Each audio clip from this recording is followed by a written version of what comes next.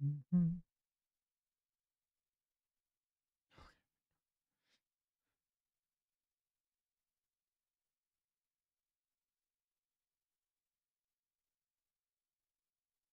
All right, there we go.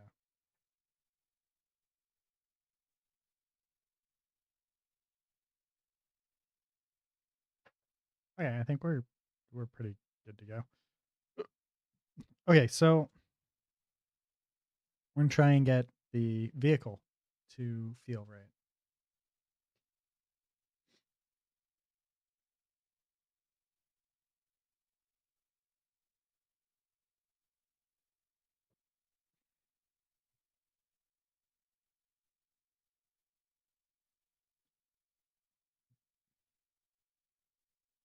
which means that like right now, this is what happens.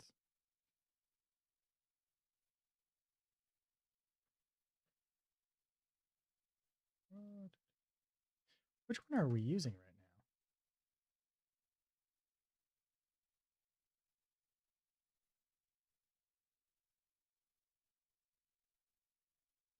now? Wait, was this one different?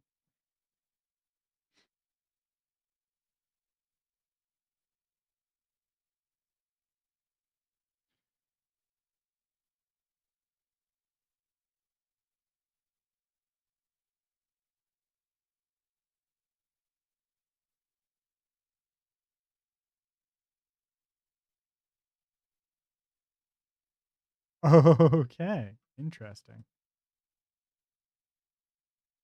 Wait. Do I have drag? Is that what it is? Do I have drag?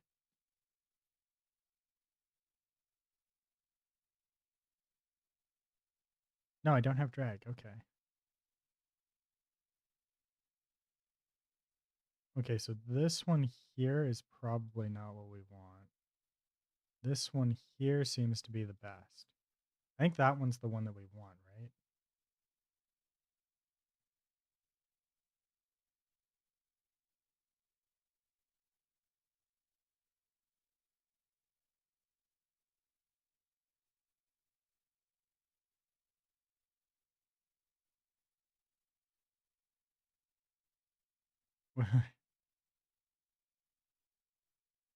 Whoa.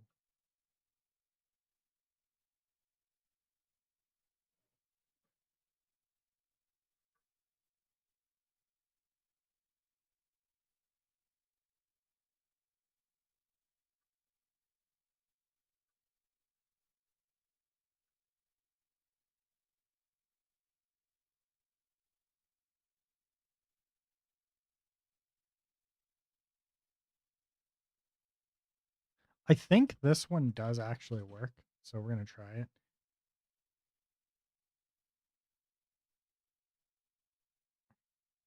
Wish there was a way to speed this up. But I hear that's Unity 7? 7.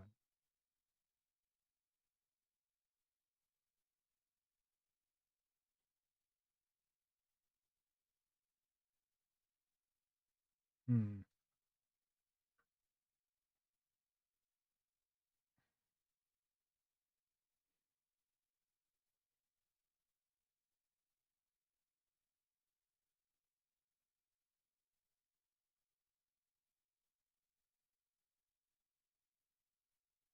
If not,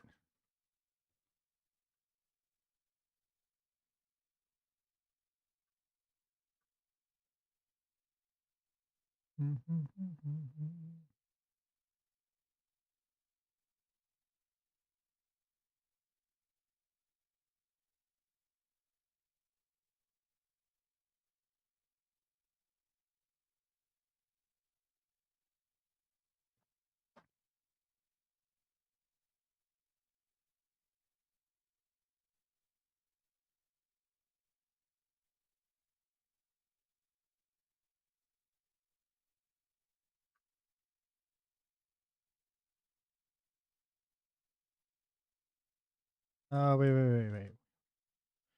Wheel dot.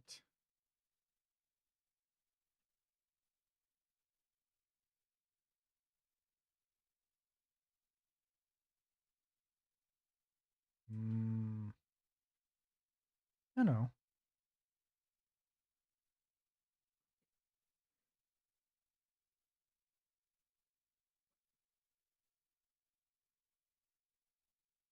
So why isn't it working on the back wheels? I think the back wheels are flagged as powered, right? Because I think all the wheels are labeled as powered, right? Yeah.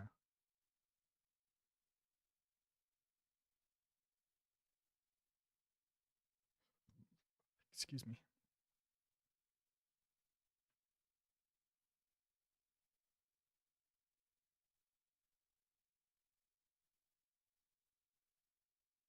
This is just like a.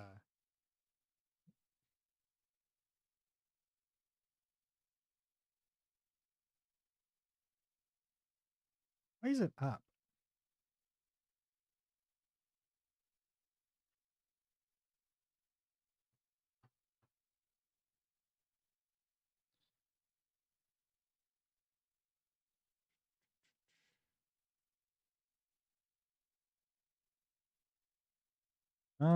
Wait. What if we do truck RB?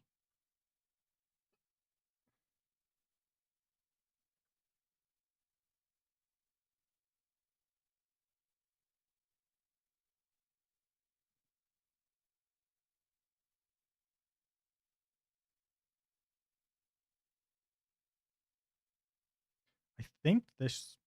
It could be that. It could be that the wheels are off.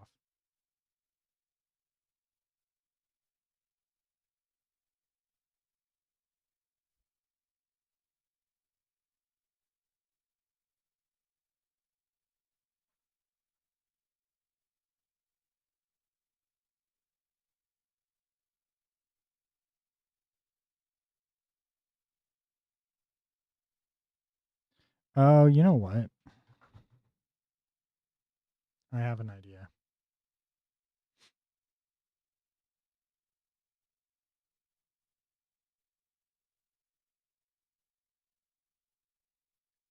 Let's rename this steer point to something else. Uh, this should be force point.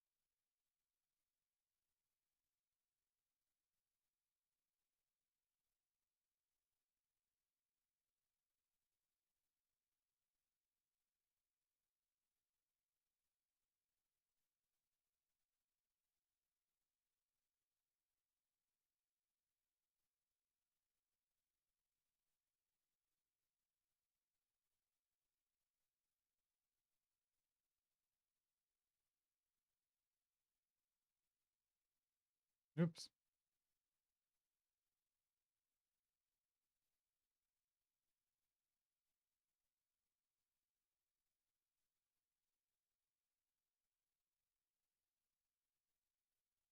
Yappy. Paste.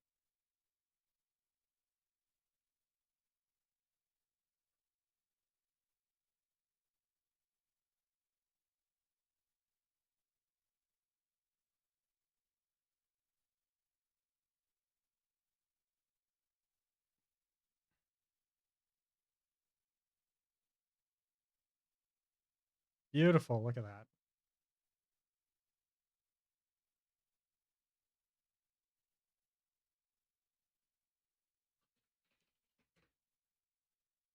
Then we come up we come down to here, and instead of doing this, we do steering axle point dot transform dot position. But I want to change this to be, oh, right, that because this is just an object, it's easy to change. Instead of this being steering axle point, we want this to be force uh, force point.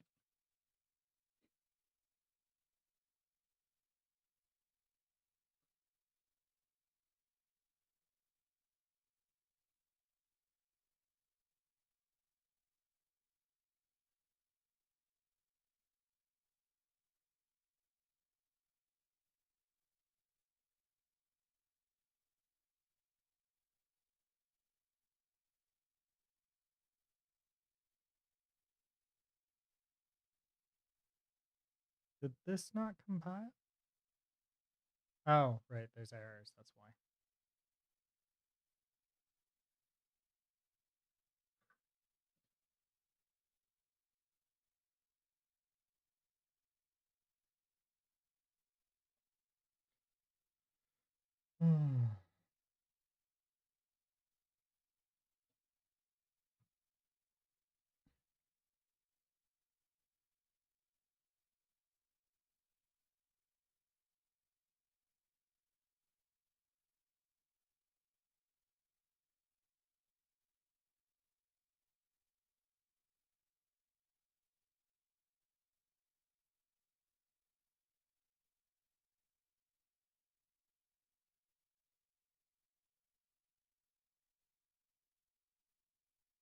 Okay, so now the force point is inside of the vehicle, so it should not be under the vehicle. So hopefully that will make a difference.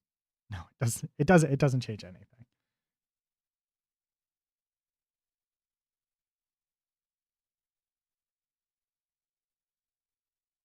Why is it up though? Like, why is it going up instead of forwards?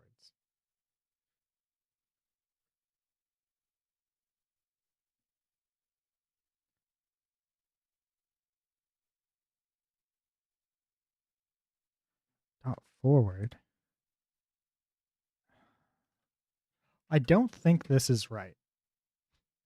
Like, I just don't. I don't think this is quite right. But I'm gonna try up just in case. Like, I don't think that it's correct though.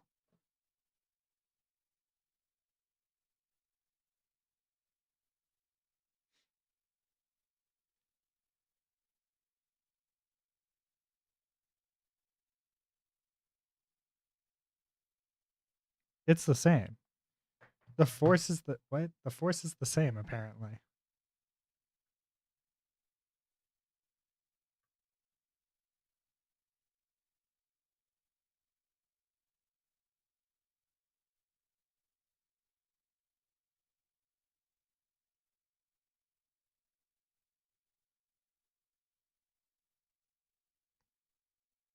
Yeah, because this is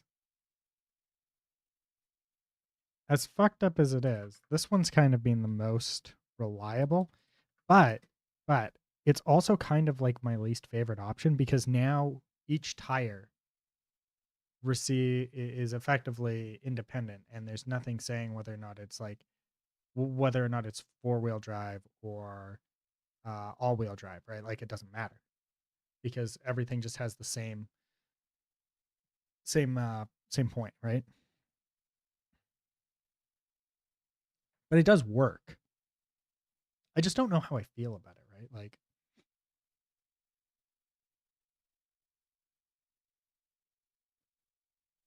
what the fuck is going on here? That's new.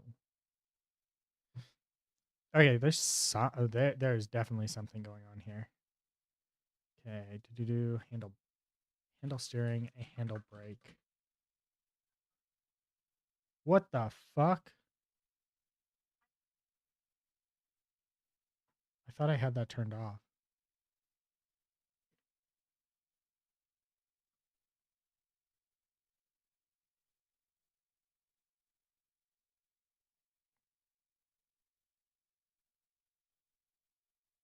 Okay, so gas is the only thing that we're applying at this point. I had this working yesterday.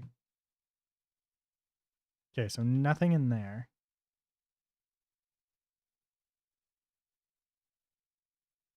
Why Why is it flipping backwards like that?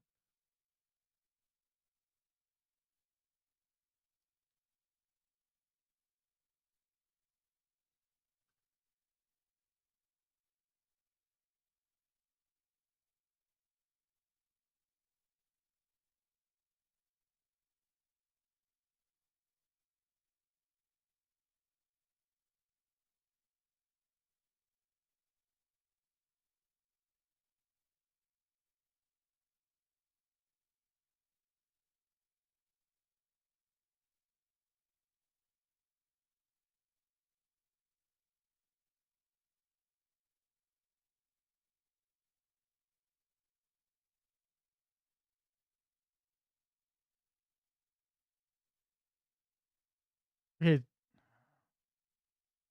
this one's confusing here, the mesh, because like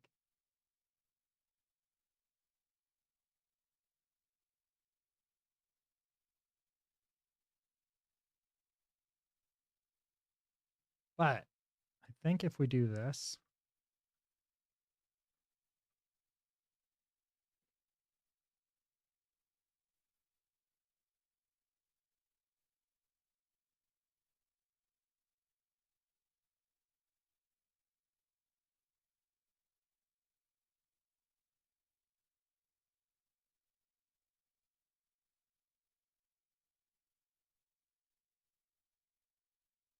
All right, let's keep going. We've looked at how to customize some assets down here, right? Like we have data objects, we have icons. Let's look at how to add some icons inside of our scene window. There's some more things that we can do even before we get into editor scripting proper. Again, we're just looking to like make our assets easier to work with for designers. So there's some really simple things that you should know about before you bother doing a lot of custom scripting because you may not need it yet. Maybe we want to visualize some of this data down here. So for example, we have our monster data over here. Maybe we want to see the range of awareness on our monster, right? We could even do some things that visualize our speed or health or something. Not worried about that yet. We'll start simple. Range of awareness 12, perhaps. Maybe we can draw something inside the editor to help us visualize that. So gizmos in Unity are just a really easy way to draw something inside of the scene, pulling from data on our asset. Let's come into our monster script over here, and we have access to our data. Now there are two methods that we can use on a mono behavior script. One is it's onDraw, so draw gizmos, onDraw gizmos and onDraw gizmos selected. I'll say most times I will use onDraw gizmos selected. Let me show you private. Oops. mm, I want to draw the arrow. Copy that. On this one, we want draw gizmos selected. Let me spell that right. Okay. If it's blue, then it's spelled properly. But make sure that you check the spelling. On draw gizmos will just always draw the thing, and on draw gizmos selected will only draw on this if we have this object selected. So if I want to see a circle representing the awareness, only when I have the monster selected, then I'll use draw gizmos selected. If I want to see it no matter what while I'm looking at other objects and it's still drawing it, then I'll just do on draw gizmos. You can find gizmos in the API. If we go over here, Unity API gizmos. Right over here, JavaScript. There's plenty of other ones that you can see, but if we put, usually the wire ones will be less in the way, so those are a good place to start. You could do sphere, and we can even see example code here on what to do. So we see that we need a color. Well, on draw gizmo selected. So if we want to draw it like a header, draw the should populate that, right? This is pretty cool. We can actually if they're in line of sight, so we can actually do a we can draw array inside of our editor window as well. So just draw that in the forward direction. So to do that, we're just going to hop back. We're just again, you can see how it's at the floor, so that's not great, right? We might want to move that up. If you realize that. Okay, so now that we have a little bit of visual the tools we have available before we start writing our own. Okay, so we have our monster here. Let's go in here and let's actually make a script. We can pretend that this is our, we'll call this the ability to patrol between points. Now, what do we want? Well, we probably want a field. We want an array of points that the monster can patrol between. So we want to. Mm.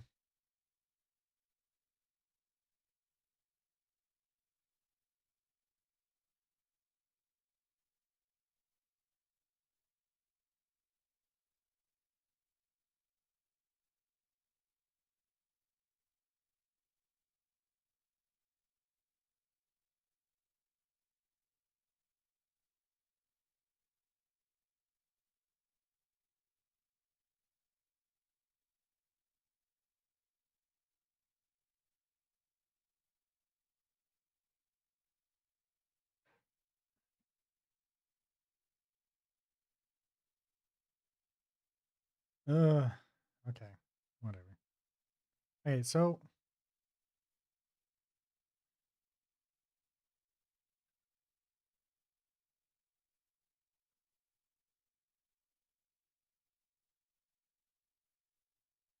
what am I thinking? What am I thinking here? I want to try and figure. I'm trying to figure out why this is going up instead of forwards.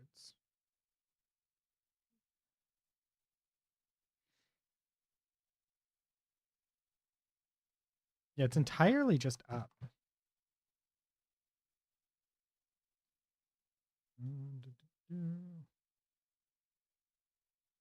Here.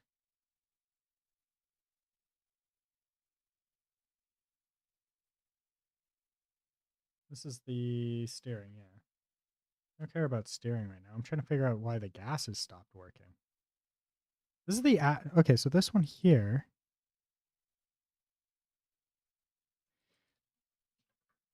Am I editing the wrong thing?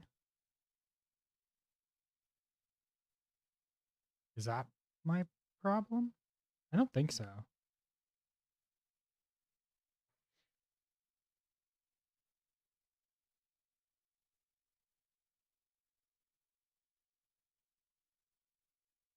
Okay, yeah, there. We've got nothing now. Nothing's moving. Okay. So,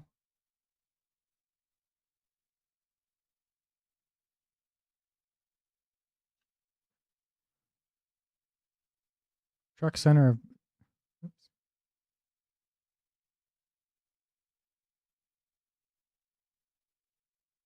There. This one here is at the center of mass, and we're only applying it once based off of the value, right? So now when I hit when I hit gas, it should go straight because the forward vector is straight ahead. But we're going up.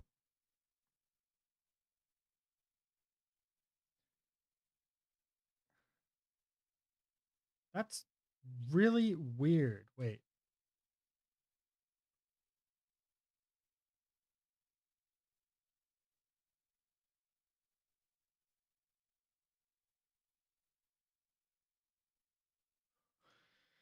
What?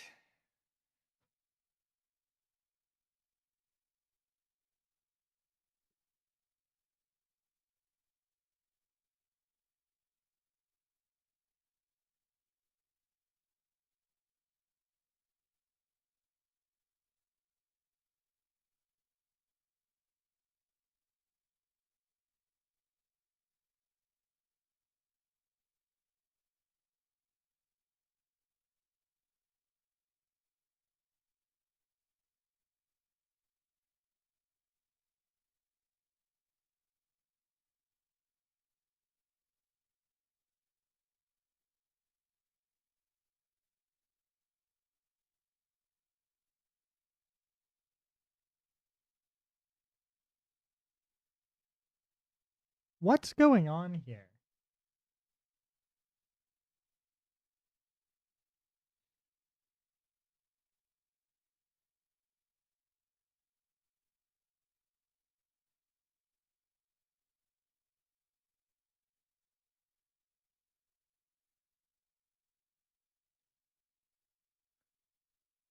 That's weird. Really fucking weird. Okay, so this is definitely a no.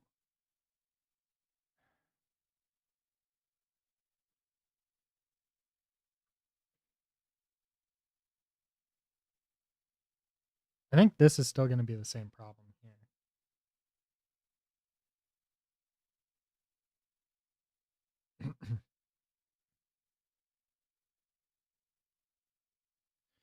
Wait.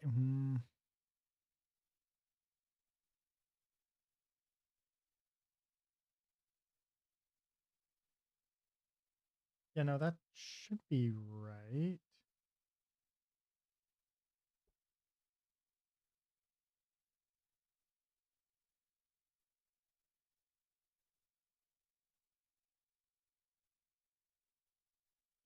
That one works. Wait, what the fuck? These are pretty much the same, right? Oh, right. Acceleration is way higher than engine torque. That's why. But these are effectively the same.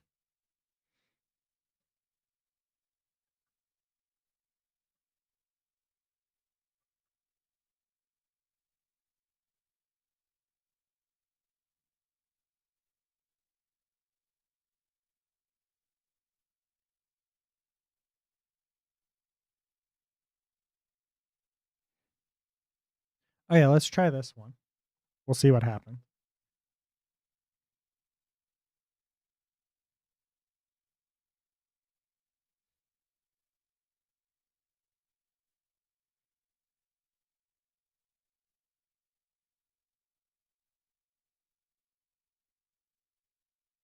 Why is it going up? Oh, it's stuck now.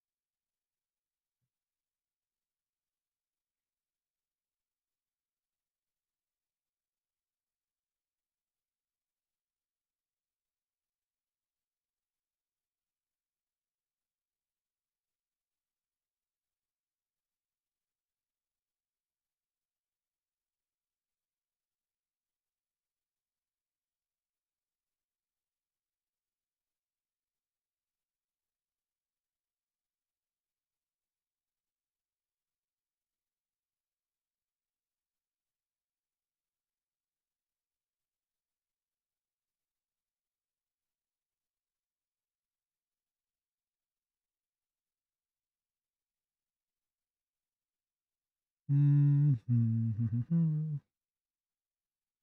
Why is it still up though?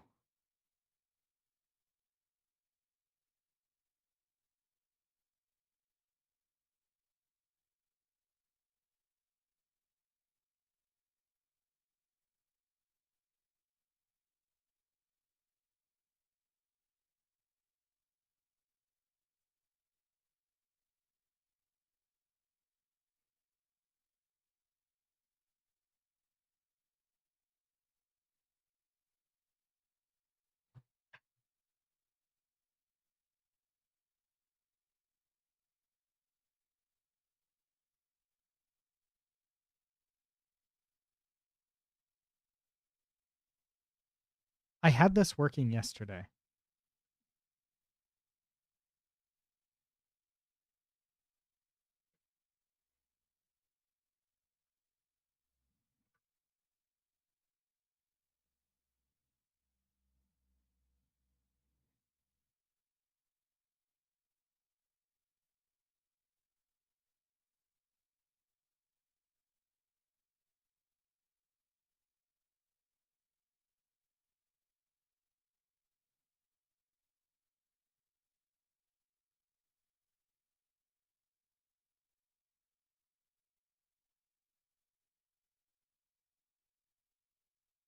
Mm.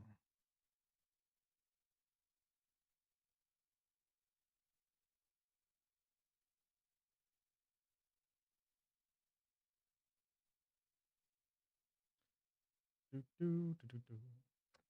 Mhm. All right, let's try this maybe.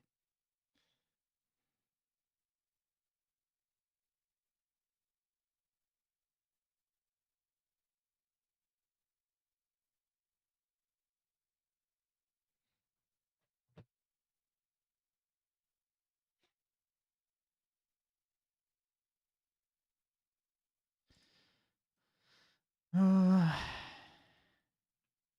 we're gonna try this.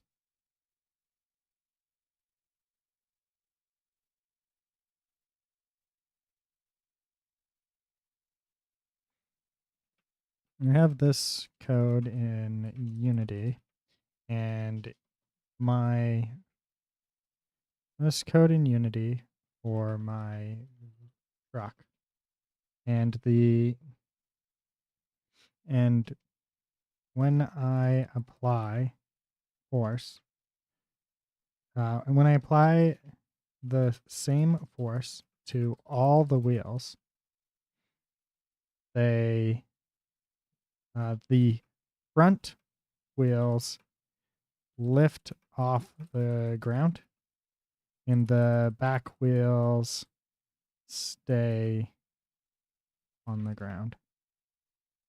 What do you think could be the problem? All wheels are currently powered.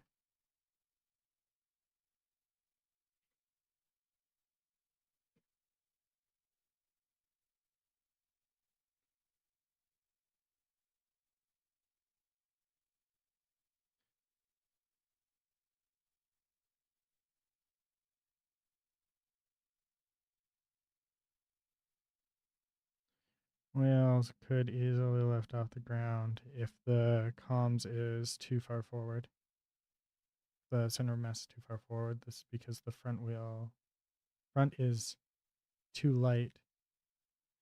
Ah, that makes sense.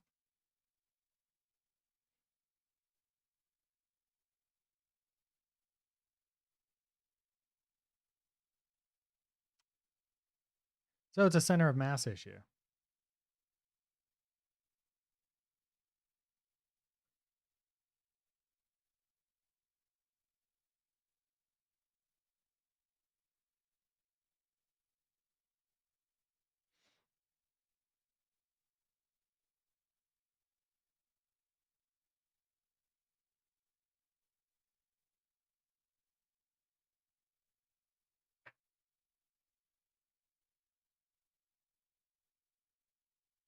Vector 3, center of mass.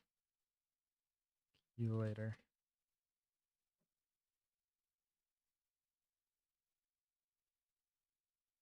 Ugh. Oops.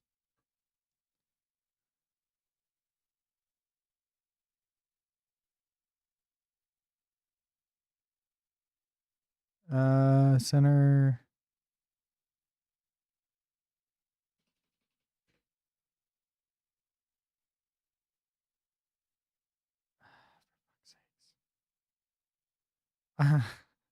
Really just want an easy way of doing that. Like I just want to like I know how to do it. It's just like I just don't want to have to like log something out, like write the code, log it out. I just was hoping that I could just do a calculation here in 3D. Oh, thank God, vector A to do. Can I add a an additional vector?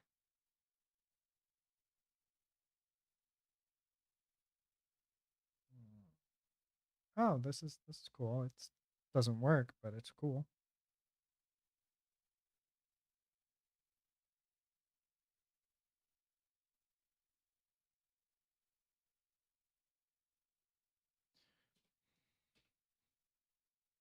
Okay, I'm just gonna move this off to the other screen here, and we're gonna do this. I'm gonna come here. We're gonna do 1.006, 0.388,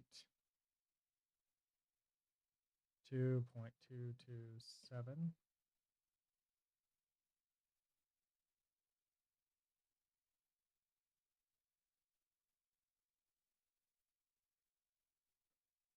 And this one's minus. And then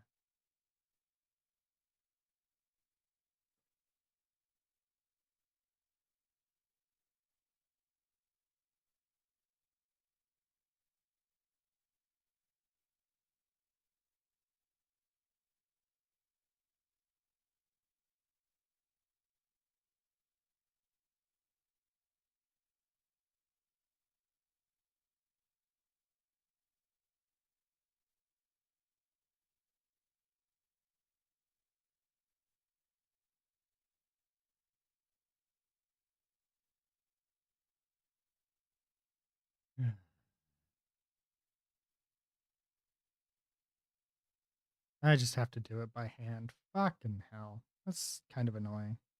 I was really hoping that there was be like an easier way of doing this, but nope.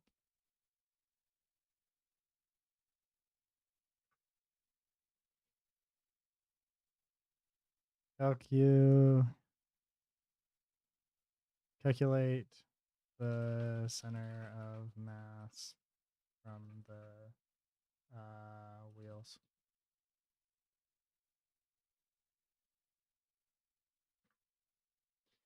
Do, do, do.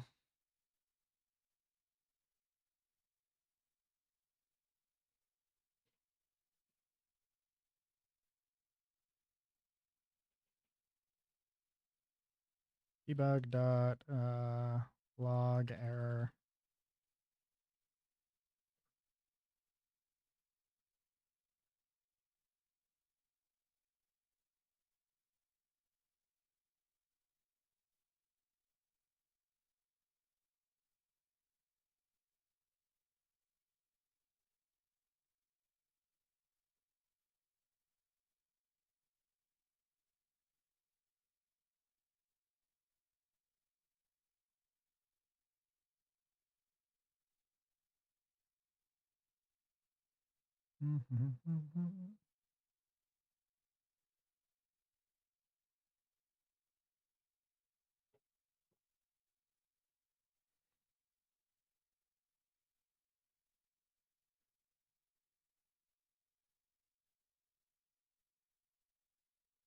This will give me the center, precise center, a more precise center.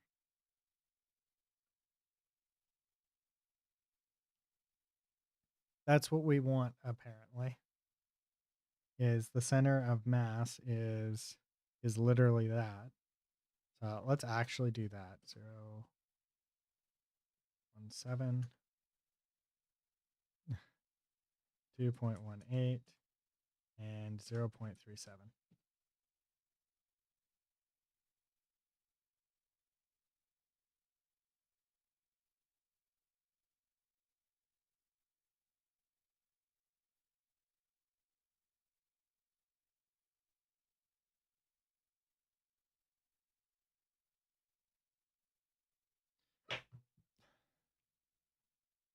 That's just weird.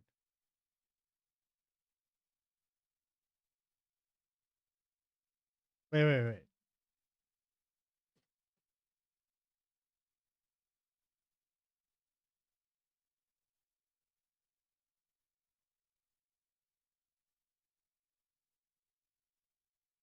Apparently they're not quite centered. There we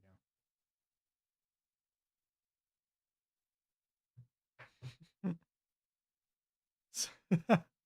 Interesting.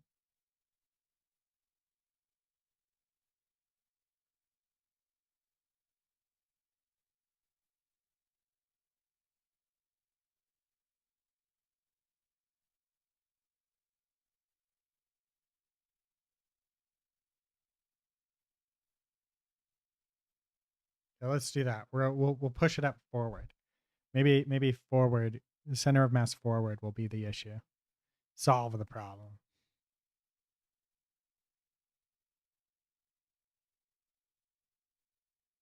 Nope, that's way too much forward. Okay, let's go to here and we're gonna do focused. And we're gonna bring this here back.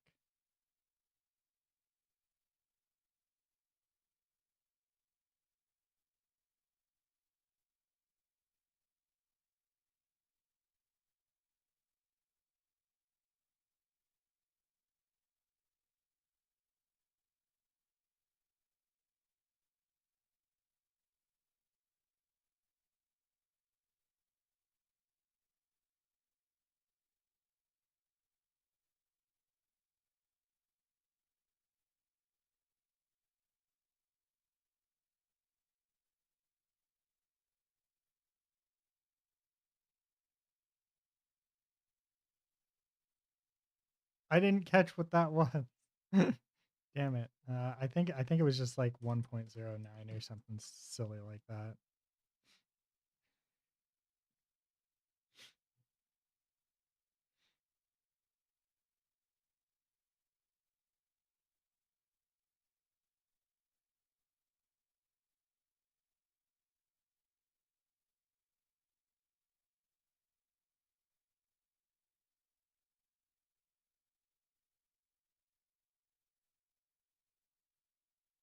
There we go.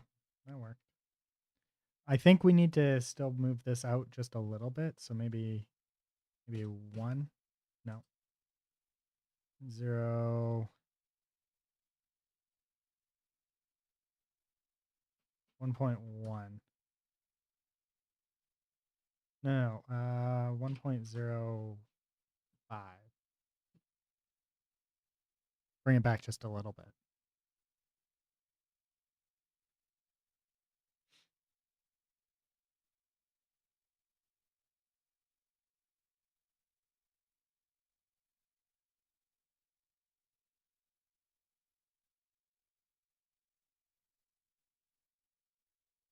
There we go.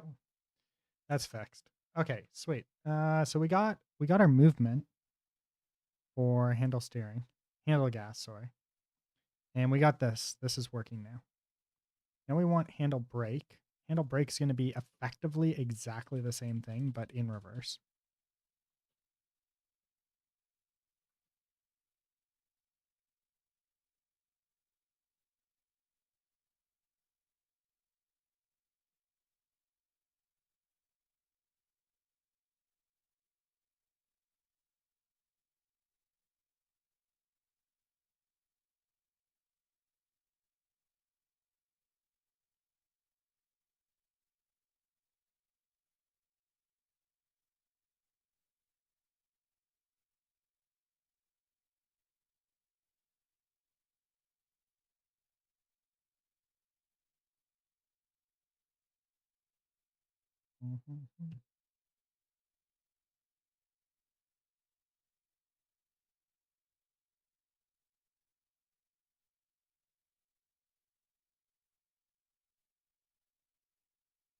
Does it work? I don't think it works.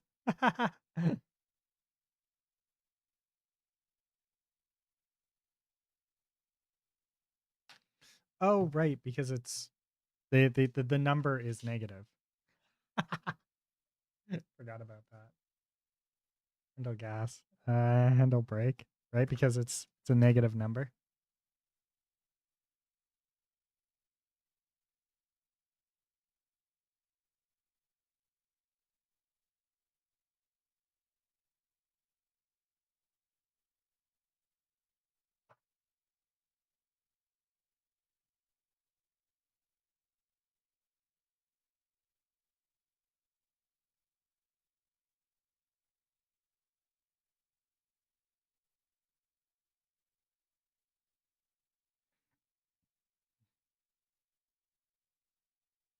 Oh,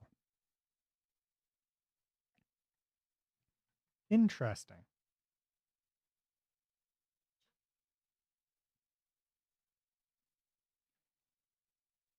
All right, so what we'll do,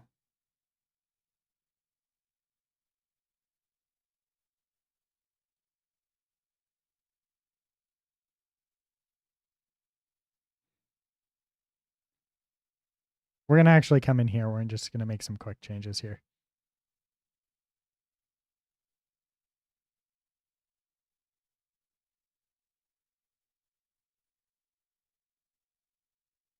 Because I think, oh no, brake is not being twizzled. No, it is. Okay, never mind. I'm going to remove that and remove that. And I'm also going to remove that. There. Beautiful.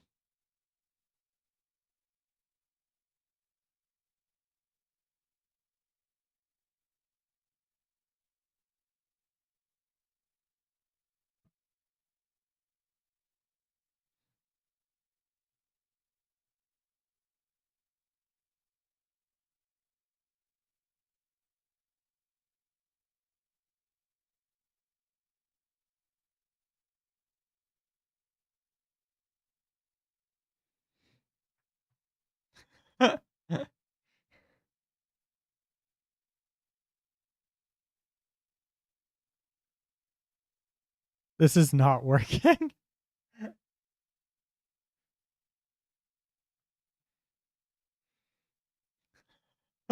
Like at all. It just does not work. What the hell? What the hell?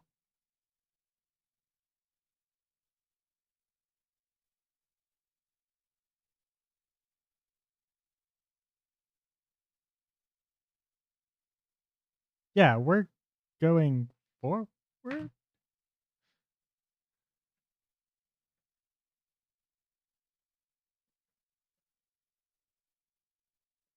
Negative value. Let's try that. I feel like this should fix it, but like maybe not.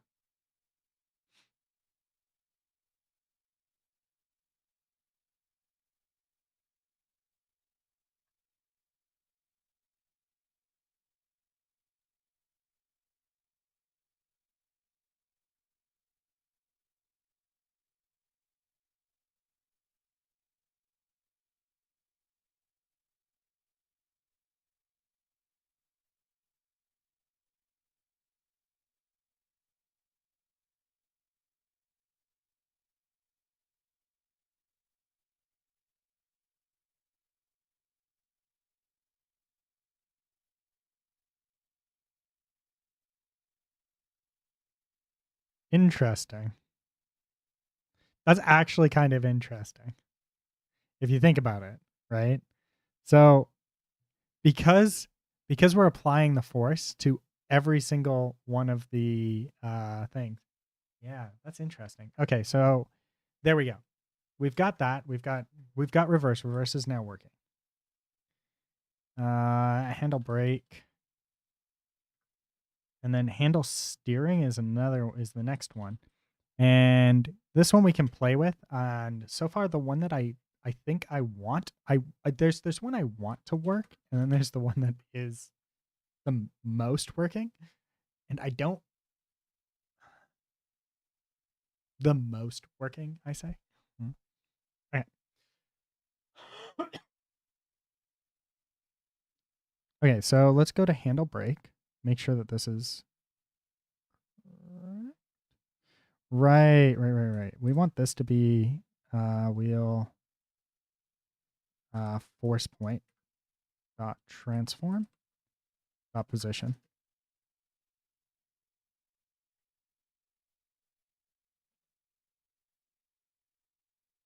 There.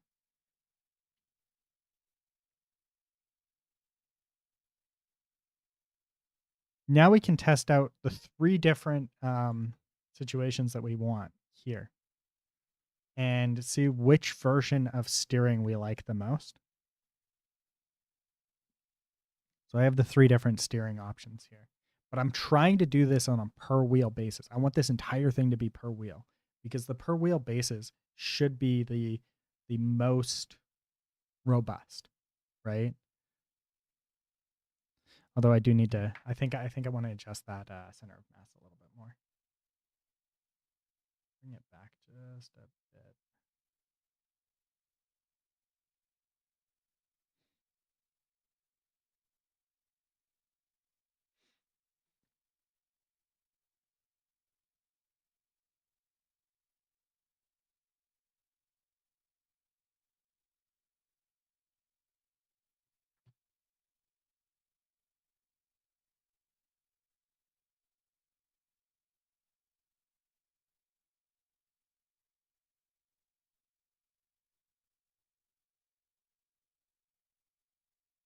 Maybe right there.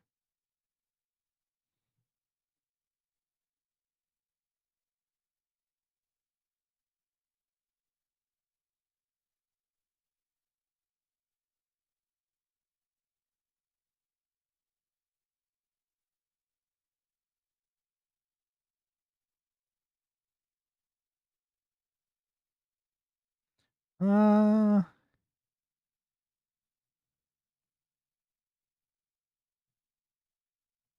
no, that's way too much. 1. We'll go with 1.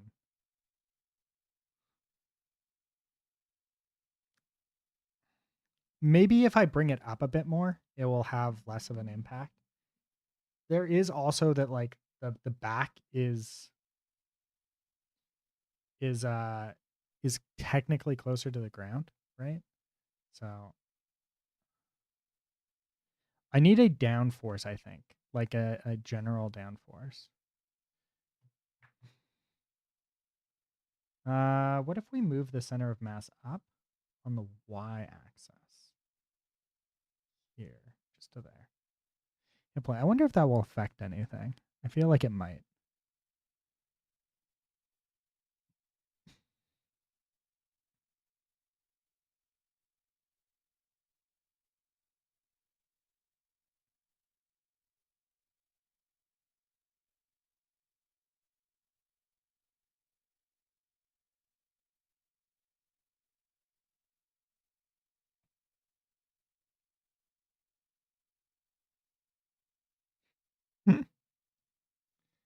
Hey, at least we're kind of there. Okay.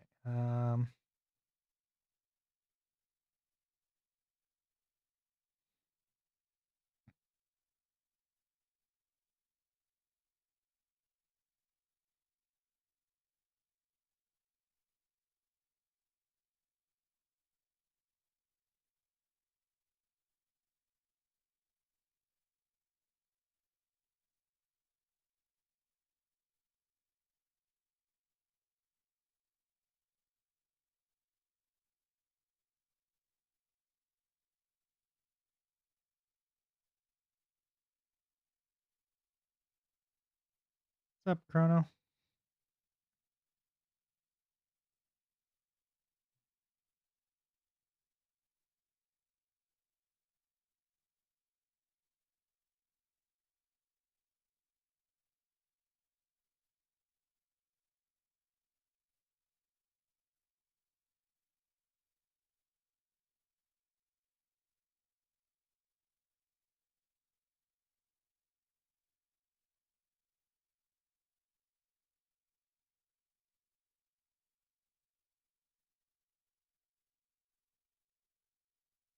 Not a lot. How did the fire alarm drill go?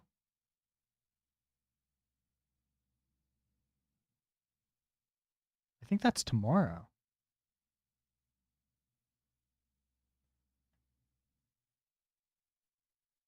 It might be next week, actually.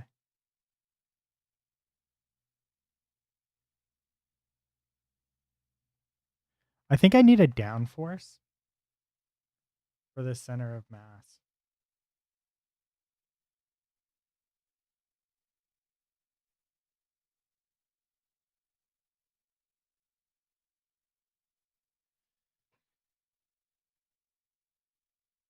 It might be next Wednesday. Oh, shit. If it's next Wednesday, it might be a problem. I'm supposed to have an interview potentially next Wednesday.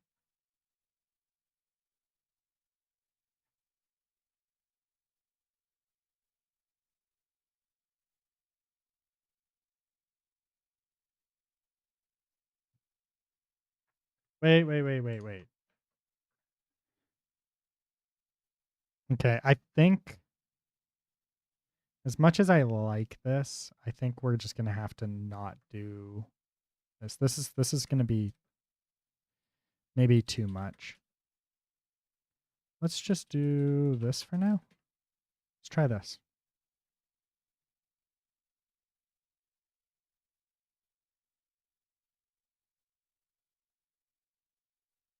By the way, I was looking at this and I'm trying to replicate something like this for the most part. I think this could be fun. But I don't wanna actually use this exact system because this exact system is there's a lot going on here that I don't fully understand yet.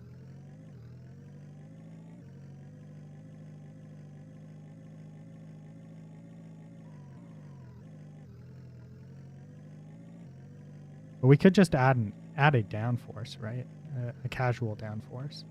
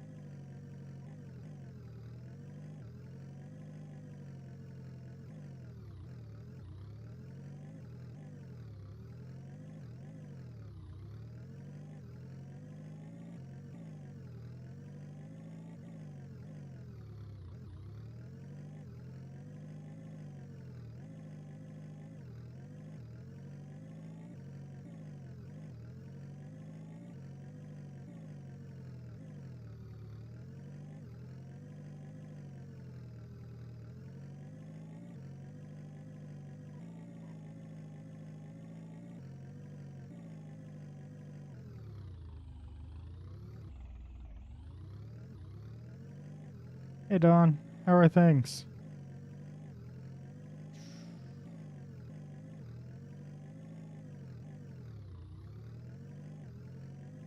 Whee!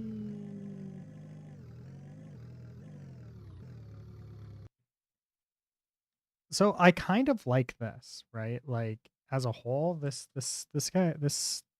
Jeep here is actually pretty good. But like there's so much stuff going on.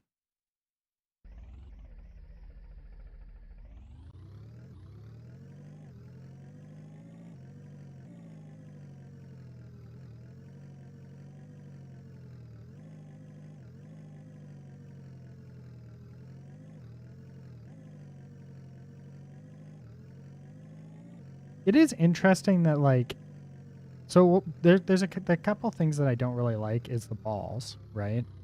The actual physical balls. I have a feeling they might cause some problems.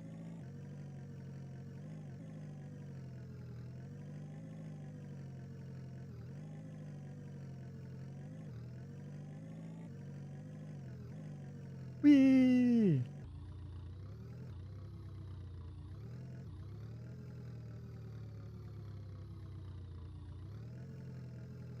Wait, what's that?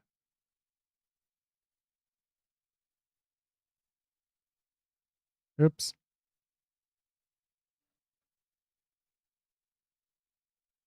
Scrimba. I think I looked at this briefly. Yeah, I think I saw something on your page and I looked at it. It's a front end program I recommend for aspiring devs. I think I saw it on your channel or something like that, and I took a quick browse at it.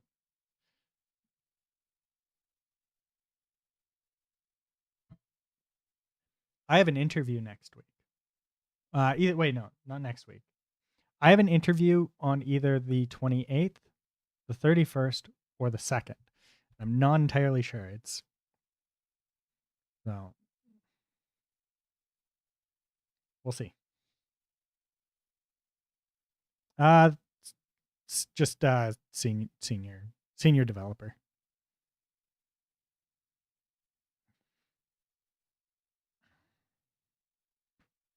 Oh, that was a neck crack right there. Yeah, and just a senior developer. What stack are you going to be working with? The only stack anybody ever hires me to work with.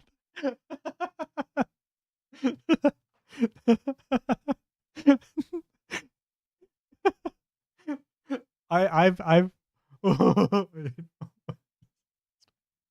have been technically I've been hired. No, it's not JavaScript. I've technically been hired to work with three different stacks. Um, so the primary stack, the one that I've been working on for the longest time, and I've done the most work in, is Django.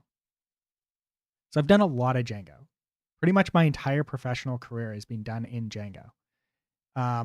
When I worked at Hootsuite, I did Flask, which is yet another Python. It's a micro framework for Python web development. And then when I worked at the Score, I got to do Elixir and Phoenix. And outside of that, it's all Python. Everything else is Python. So I've worked at two companies where I didn't do Django.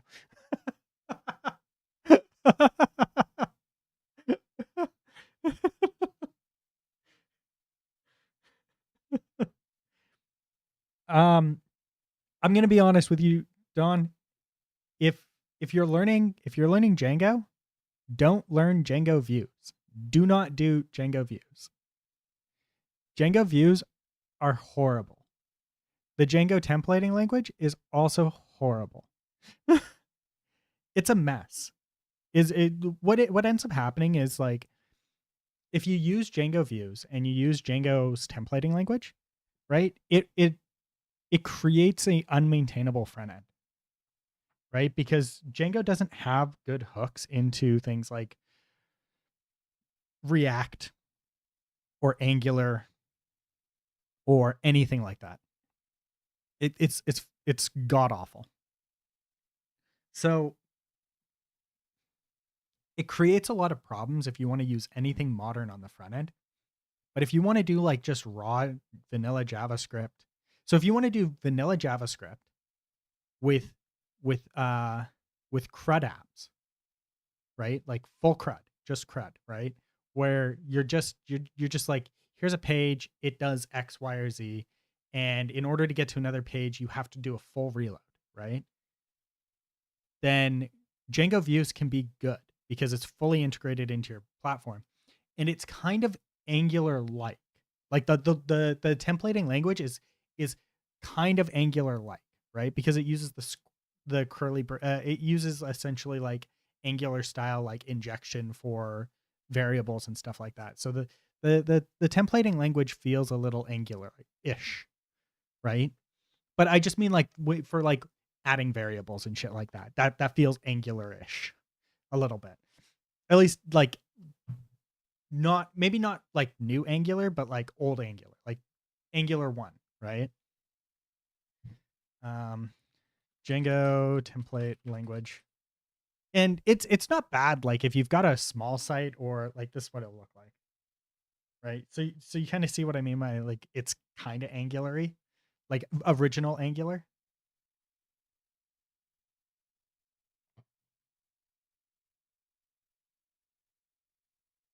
Um,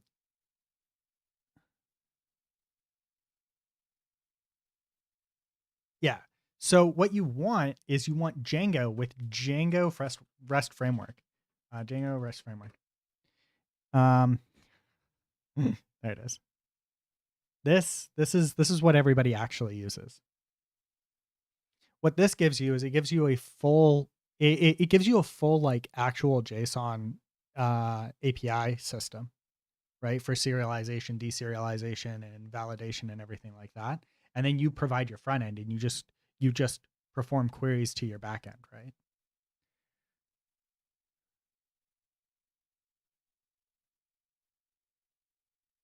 I'm tired of front end, but yeah, I heard about the Django REST framework, which sounds cool.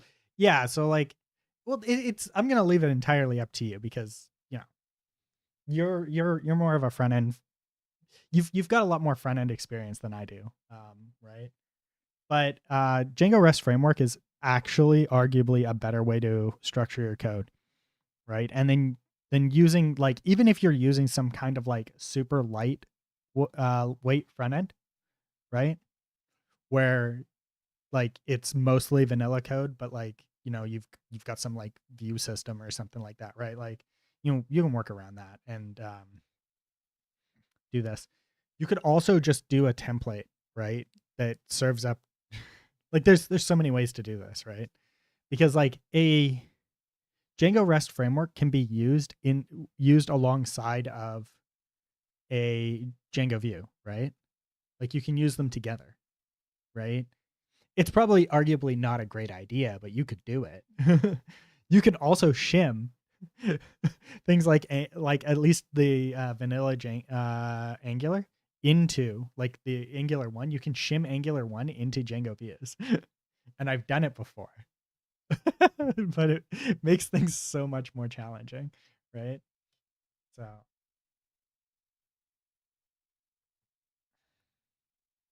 if you don't want to use Django with a modern framework and create a SPA, do you think I should still skip Django views? I'm going to be honest, it's entirely up to you.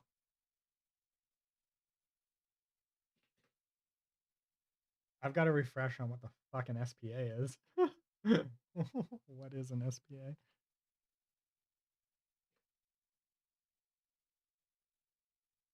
Oh, single page app? Yeah, you can't do a single page app. No.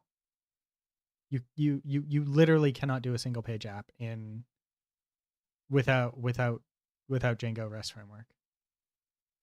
Well, technically you can, but it's going to be much more difficult.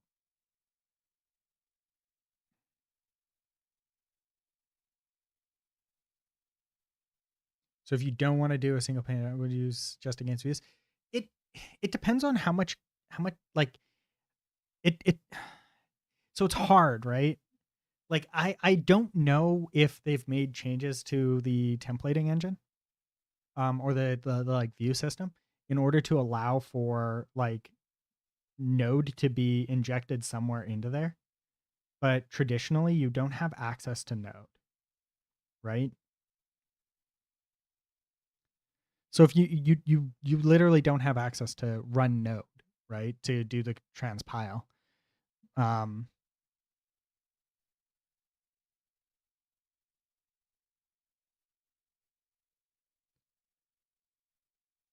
so like if you want to do like any of the special CSS stuff that requires transpiling, you'd have to build tooling for that or potentially find tooling for that because I don't think Django by default has anything that hooks into any of the node build scripts for any of that. But if you want to do like just raw CSS and raw vanilla JavaScript and it's a relatively small project, or even potentially if like you just want to stick with doing Django views, like if you really just want to avoid like the modern front end stuff, then yeah, you could totally do it. It's just like if you ever were to get a job doing Django, you're not going to be using Django views.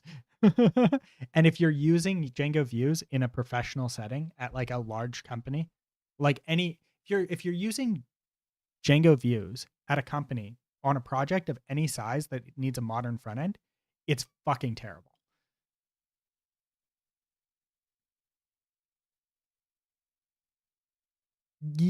Like, we had to use it on some pages at the company I got laid off from. We had to use it on some pages, and it's terrible. It's like actually bad.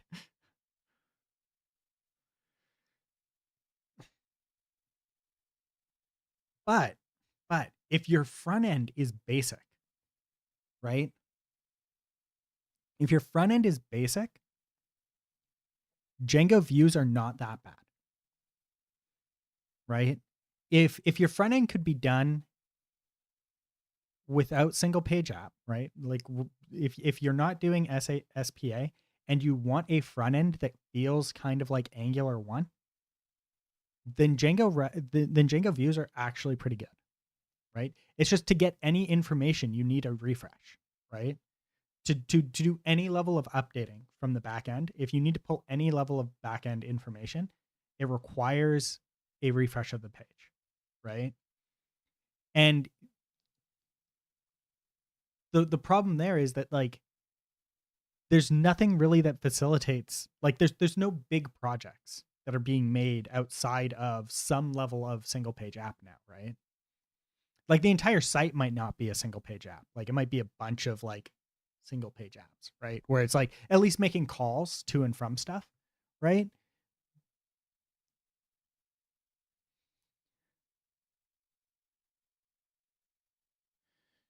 They're completely different. It's like your saving logic and stuff like that can all be largely translated between the two. So you could do like you could have, depending on how you structure your code, you can actually reuse a lot of it, right? So if we're looking at a Django views thing, right? Here's Django view, right? Here's your Django view, dview, and here's Django REST framework, right? Django REST framework, right? And if you've got like if I'm pulling information out of the database and saving it, and I put that into like this intermediate code, we can call this a service, right? Service code, right? This handles like saving and fetching, right? And it may be some level of validation, right? And if I have this handle all of the fetching, saving, and validation stuff, then I can reuse this between the two. Now it becomes shared, right? If I don't have this intermediate step and I don't have a clear separation between the view and the database where I'm storing my information and how I'm fetching and stuff like that, it doesn't really work. Right? So you have to purposely build for this if you want to be able to do it. And the issue that you run into with a lot of like Django View sites, like, is that it's so easy to not enforce that it does happen, and you get a lot of bleed, and this ends up being where a lot of your code is, and then you have to rewrite it into here because it's not just a copy paste, right? It's like actually like work to get it over, and it becomes painful. But if you go in with the mindset of I would like this to be serialized this way, and I'd like it to be ingested this way and stuff like that, right? Then you can go back and forth fairly easily.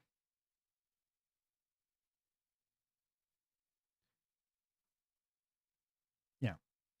But yeah, Django Views is not particularly marketable because nobody uses it.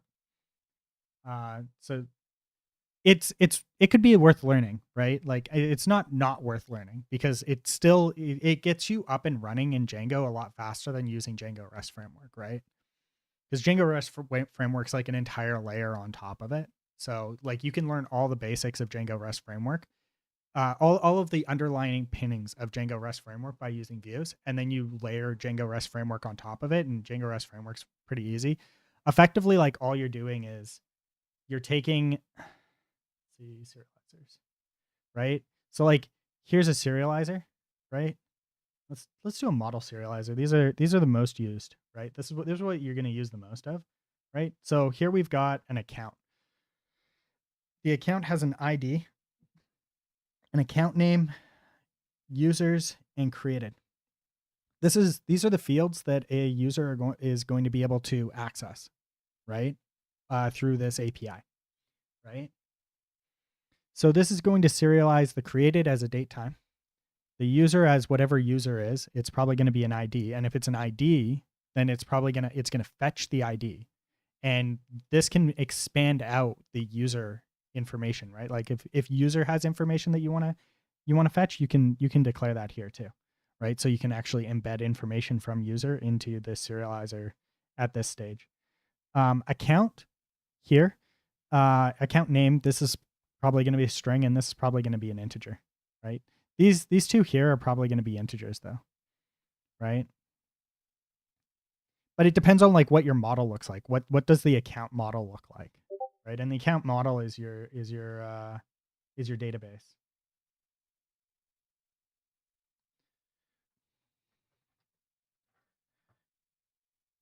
Right? So that doesn't change, right? Give me 1 sec. I gotta check something real quick. Why is this a read only? Okay, there we go. Home.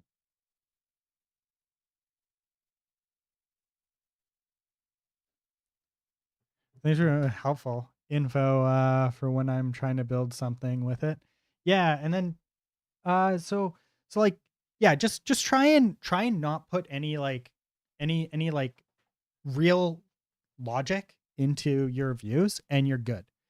View should be the view. If you leave the view for just like formatting, like very basic level formatting, for your front end, right? So the view shouldn't be fetching from the database necessarily, right? Like you should try and avoid it shouldn't be saving to the database really, right? Like you should be going through some kind of system to format to the database and fetch from the database. And then the view should be taking care of effectively like anything that's going to be custom outside for that specific page, right? So like if this needs to be fetched from it, if this is in the date, like this string is in the database and I'm fetching that information out to post here, then that's fine. But this here, if this needs to be formatted from what's in the database to what I'm posting on screen, right? That should be done in the view, right?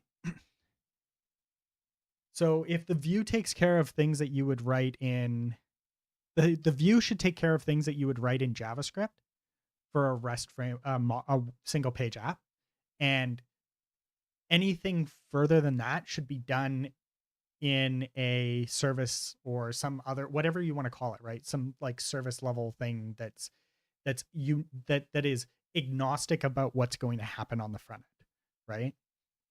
And if you do that, easy to switch between Django REST framework and whatnot because all of the process is the same, right? You're just pushing it through the same thing and you're just getting it back out because everything is a dictionary, right? Like all of the data coming in from the front end is going to be a dictionary. Any data that you need to fetch from the front end is going to be a dictionary, so it doesn't matter. And that's going to be the same between Django REST framework and Django views. It all comes in a dictionary. You might need to like trim down the dictionary a little bit. Like you might get a little extra stuff in a Django view that you wouldn't necessarily get in a Django REST framework view and whatnot. But yeah.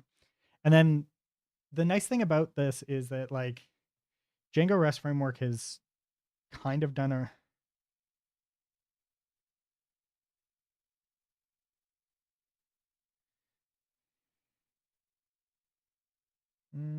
give me 1 sec. They've done a really good job at keeping things pretty well um pretty well similar, right?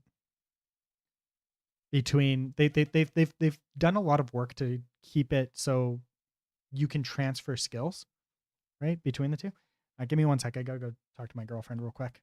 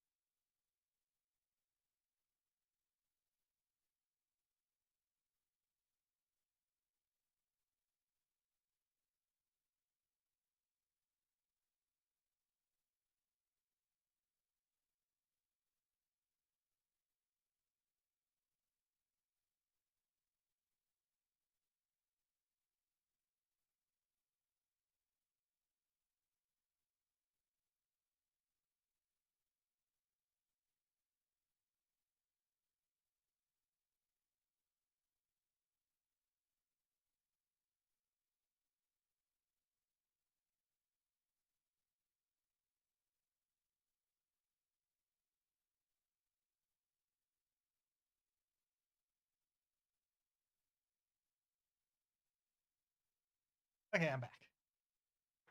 Anyways,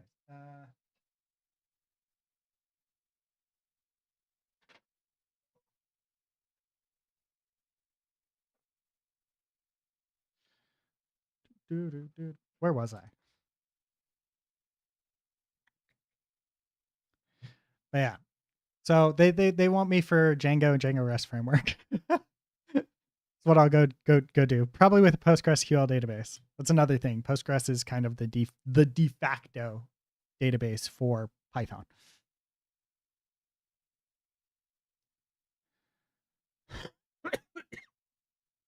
Yeah. Well, I'm also here if you have questions while you're building your app. I haven't done Django views in a long time, so I might be a bit rusty on that. But yeah, if you've got questions, I might be able to answer them for you.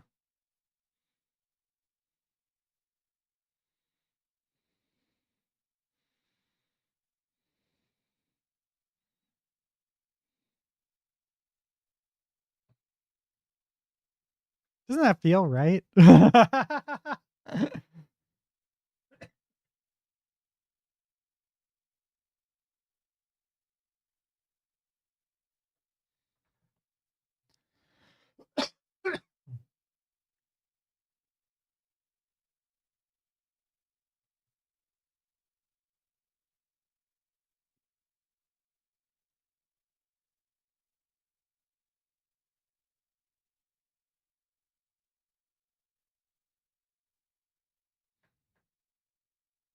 That's really weird. Wait, what did I did I have something that changed? There's my handle gas, my handle brake. Doing that. We don't have anything for lateral, the lateral yet. Handle lateral drag, yeah. So we have the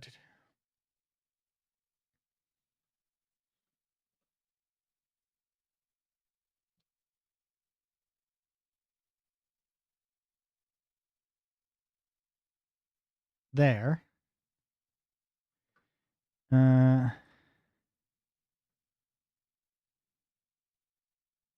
or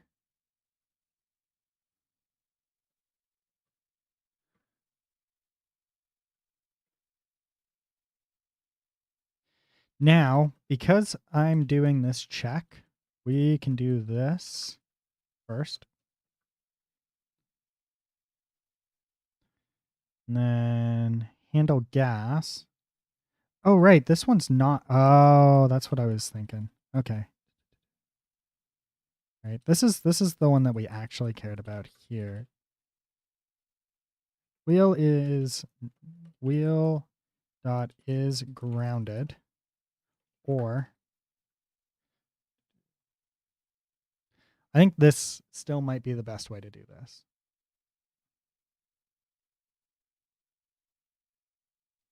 I mainly want to create a server rendered front end for making websites. So views seems to make sense. But if you recommend a different templating engine for that or whatever, I'm open to pairing that with Django REST framework. No for marketing website.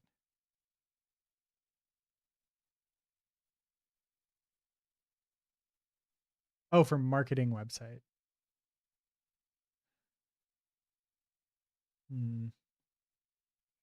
Well, it depends, right? Like Django views themselves are not like the worst things. I don't need a single page app for building or anything like that, bundling or anything like that. I just need a templating engine. Yeah, Django REST framework might actually be exactly what you're looking for then. It's just you got to be careful because like if you want to use like a lot of the modern comforts of the for the front end, you're going to run into problems with Django, like Django views, where you wouldn't with Django REST framework because then you provide the front end yourself, right?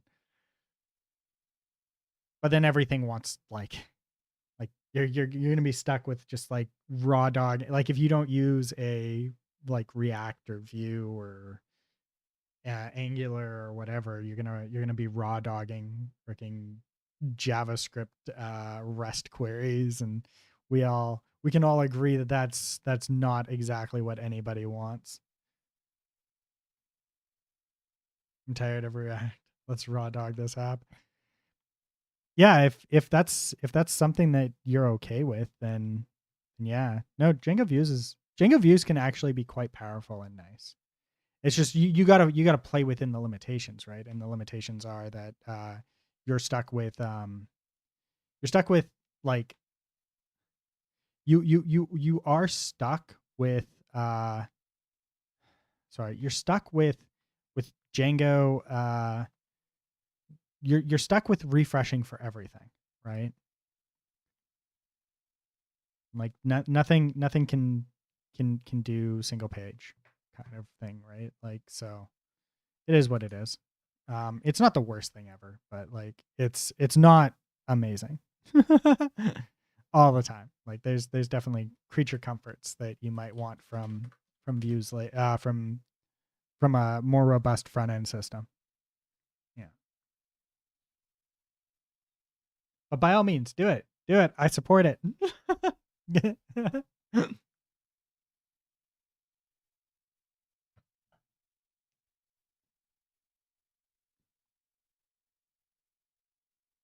Let me I'll let you know when I dive into it and if I have any questions. Thanks. Yeah, no worries, man. 100%. Hit me up.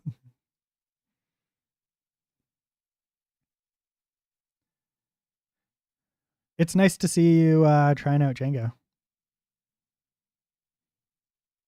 Just so you know, it is a lot more opinionated than probably anything you've worked on before. And if it feels like the framework is fighting you, it's probably because it is. I'm just gonna let you know that one ahead of time. It is an incredibly opinionated framework. There is a right and wrong way to do things, and if you're ever in a situation where it's like it feels like it should be this way, then it's probably because it should.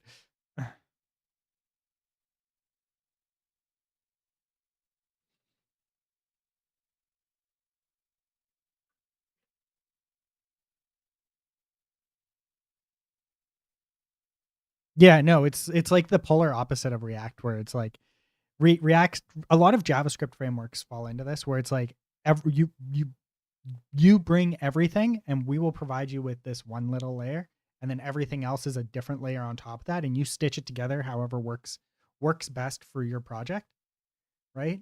Where Django is like things should be here, things should be in these places in this folder structure.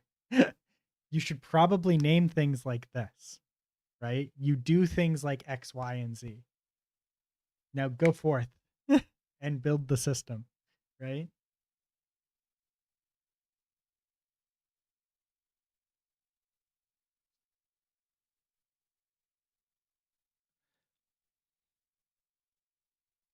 Yeah, so Django comes with like a full authentication system, password hashing, all of that, like registration, password hashing, all of that is baked into Django by default. Your database models, everything like that's all baked into it by default. You create the model and then you run make migrations and then migrate. Make migrations will actually build the SQL for you, and then migrate will actually update your database with the systems, and then like you can roll back, right, with like I think it's like migrate rollback or something like that. It's been a while since I did it, so I always have to look that one up, right? um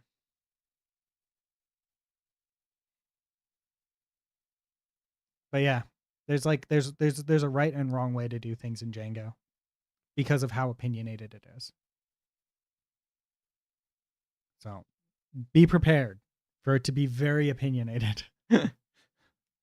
I actually really like opinionated systems because they protect you from making stupid decisions, right? Because it's like they might have like a weird way of doing it, but like you can always go find documentation, right? On like how things are structured. Where with like a non-opinionated system, it's like, okay, so like how are you accessing your like the questions start with like how are you accessing data from your database? How are you doing X, Y, and Z? Now, the downside of opinionated systems, and like we ran into this a little bit with my last company, was when you want to shim something in that doesn't directly fit into the Django style of like the opinionated framework system, it becomes painful, right? To shim that specific part of the app in. But once it's shimmed in, it becomes easy to work with, right? So that's kind of like the pattern, right? Is that like it can be difficult to extend very specific parts of the app, but if you've extended those parts, it becomes very easy to work with.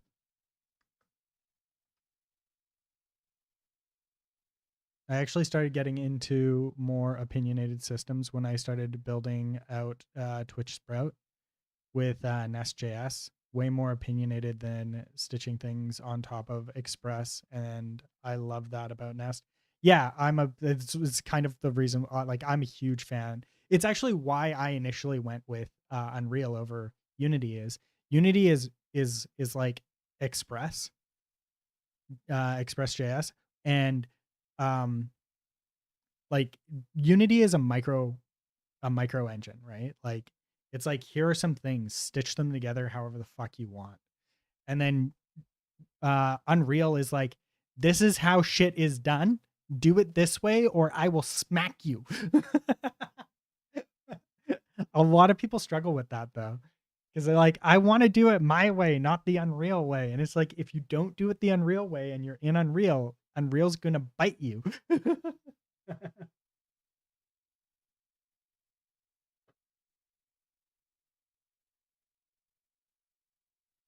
Yeah, Unreal is a very opinionated system, right? So like, there is no concept of a player or a pawn or a character inside of Unreal, inside of Unity, right? But in Unreal, there is a player, like actual player class. Like this is a player, right? And it has everything that a player requires in order to start moving and looking around the world and stuff like that and controlling all of that. And it just comes with everything. But the issue is though that then your player must have a capsule. But if your player doesn't require a capsule, now you've run into a problem because your player still has to have a capsule because it's required, right? So you have to build if you want to build a player that doesn't have a capsule, you have to shim out, you have to shim your own player character, your own player system into a pre-existing tool that expects a player class, right? So everything inherits from, like, your player should inherit from player, and it's going to expect that, right? So then you have to like build up a pawn and stuff like that, and it becomes more challenging, and you lose some of the benefits of the player character class in Unreal. So like it doesn't get networking by default, and jump and everything needs to be rewritten from the ground up and everything like that. But if you stick with a player which is a capsule, then you get free jumping, you get free walking, you get free, you know, speed tracking, networking for all of the networks done for that player controller and stuff like that. It's just a lot, right? So yeah, very opinionated.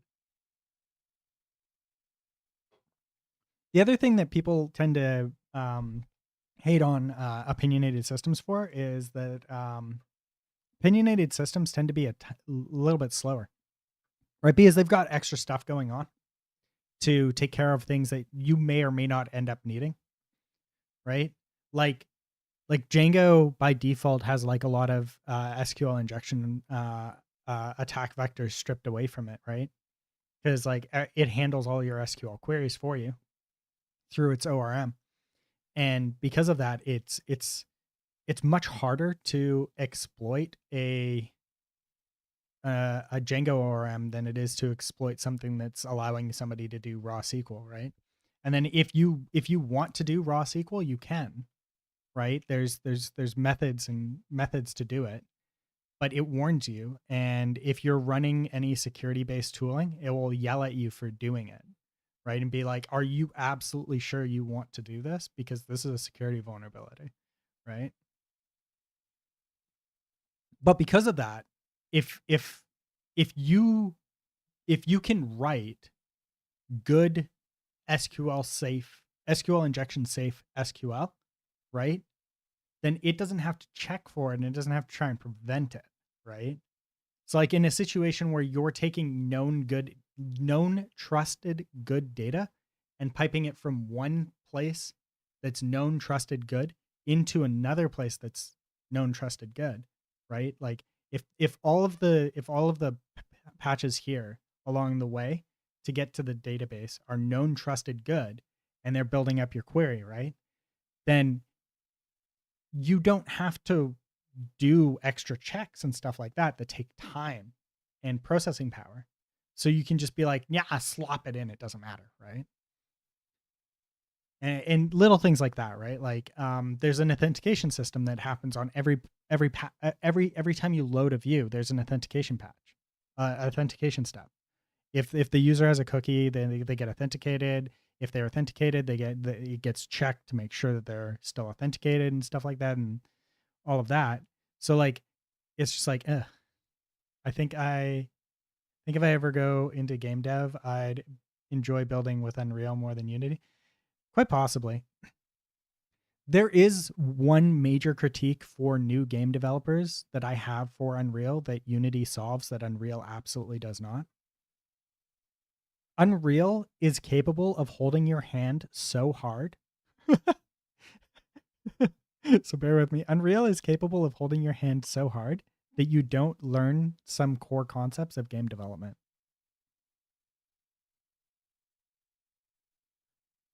And because Unity does not hold your hand like that, then you are forced to confront these things from day one. And arguably in that sense, Unity has the ability to potentially make you a better game dev than Unreal, right? Like a really experienced Unity game dev is probably a better game dev than an Unreal game dev, like somebody who's only done Unreal. On average, right? And we're not talking about the professional class, right? We're talking about hobbyist, right? Like a hobbyist game dev in Unity is probably going to be a more rounded game dev overall than a hobbyist game dev in Unreal. But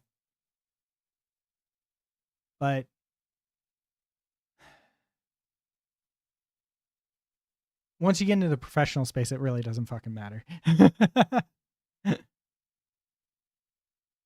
And like if an Unreal game dev goes through and actually like builds a lot of the systems instead of utilizing the default stuff in Unreal, then you can get to the same point, right? It's just like ignoring some of the niceties of Unreal for building it exactly the way that you want.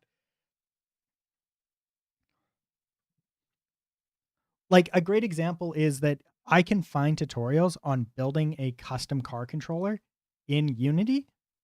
That does not exist for Unreal. And the reason being is that Unreal comes with a vehicle controller that you should be using, right? Unreal wants you to use it, and the Unreal community thinks that you should use it, right? Because you shouldn't, if you're in Unreal, you should avoid reinventing the wheel, right?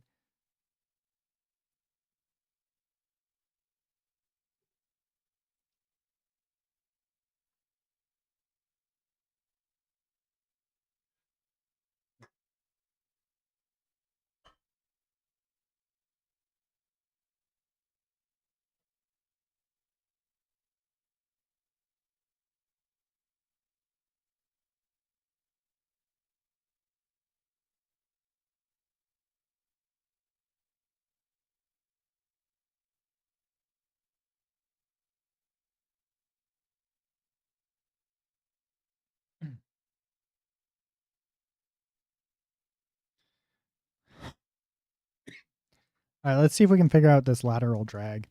This has actually been something that's been particularly challenging for me.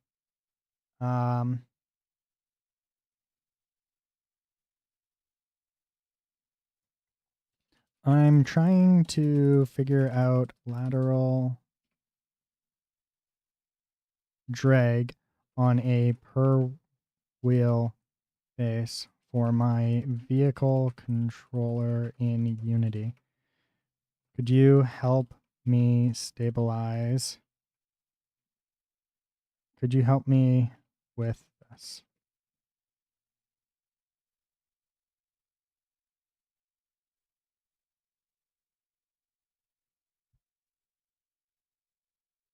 I have to get ready for my stream, but thanks for the chat. Yeah, no worries, Dawn. Anytime, just let me know. And have a good stream.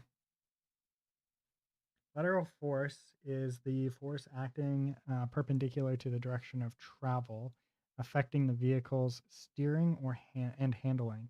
It's influenced by the tire's coefficient of friction and the slip angle of the tire. Drag in the context of a vehicle, drag usually refers to the resistive forces that oppose the vehicle's motion, which can be broken down into both aerodynamic drag, and lateral drag, resistance to the car's lateral motion. For lateral drag per wheel, we can use the following approach. Wheel velocity, each wheel will have its own velocity relative to the vehicle and ground. Slip angle. This is the difference between the direction the wheel is pointing and the direction it's actually moving. The slip angle affects the lateral force and drag. Coefficient of friction. This is the friction between the tire and the road, which can vary depending on the surface and the type. You might use the tire friction model uh, such as the to calculate the lateral forces. I think this is like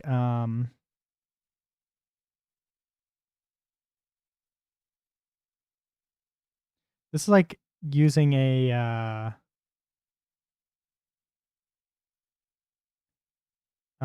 triangle, right? Is it a triangle? Yeah, I don't know. To calculate forces and then apply a drag factor based on the velocity.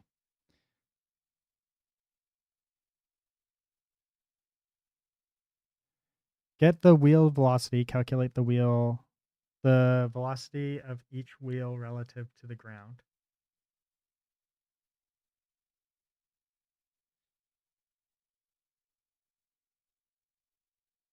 I will be right back. I think my friend was just here.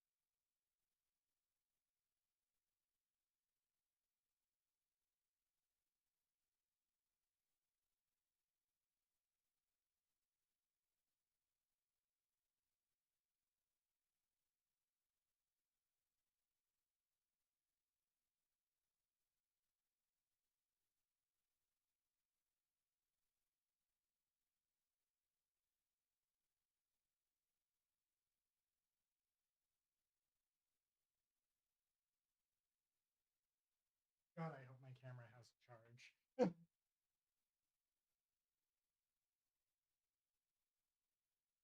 Oh, it does.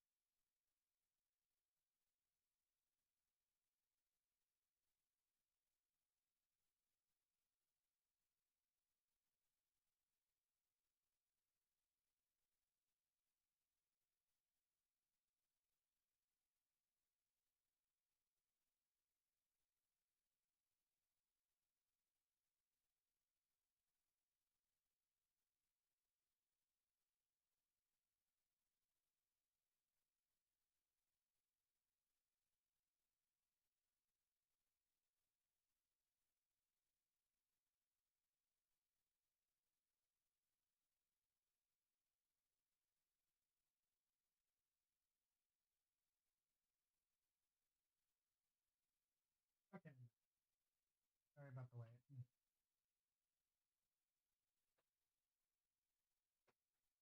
wait. Okay.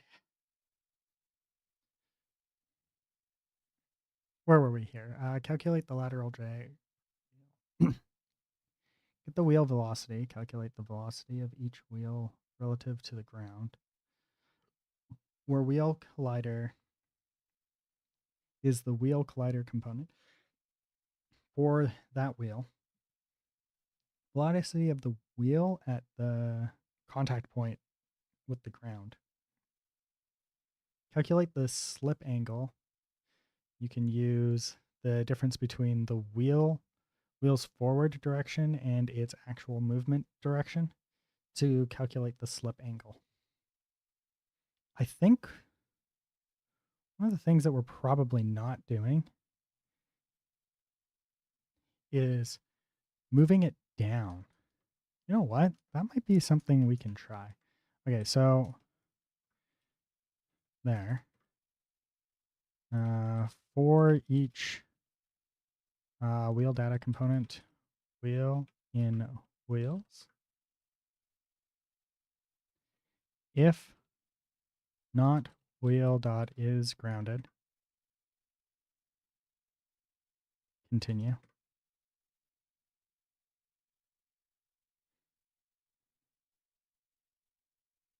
So this would be truck RB.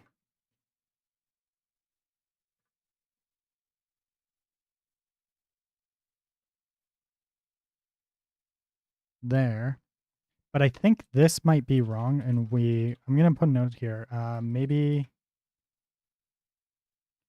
calculate the drag force based on the wheel position.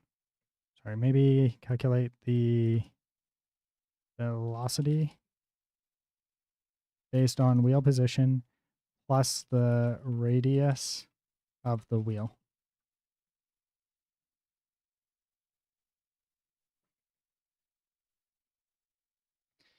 Calculate the slip angle if use a difference between the wheel's forward direction and its actual movement direction to calculate the slip angle.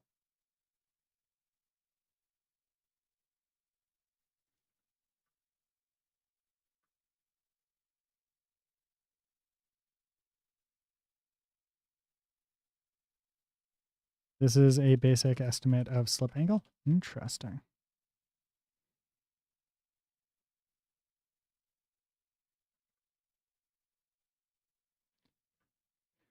What is this?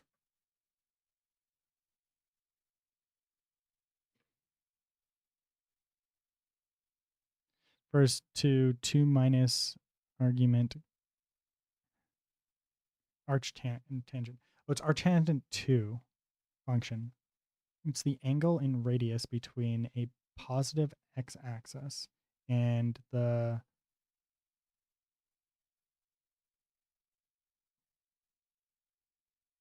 interesting. But it says positive x-axis. What if my x-axis is negative? Anyways, whatever.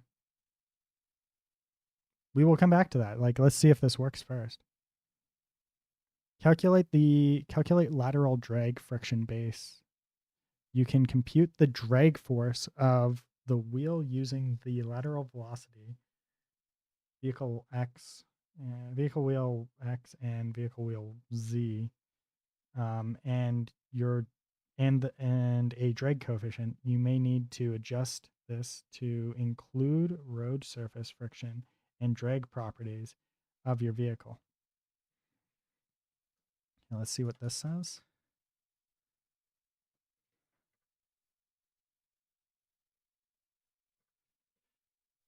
I believe this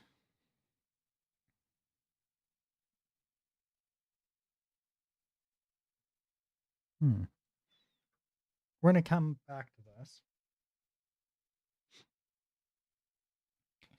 Let's see here. Oh, here we go. Drag coefficient is a parameter you define based on your vehicle's characteristics This might be a constant or based on your wheel surface type. Okay. Math f dot sine slip angle makes sure the force opposes the direction of slip.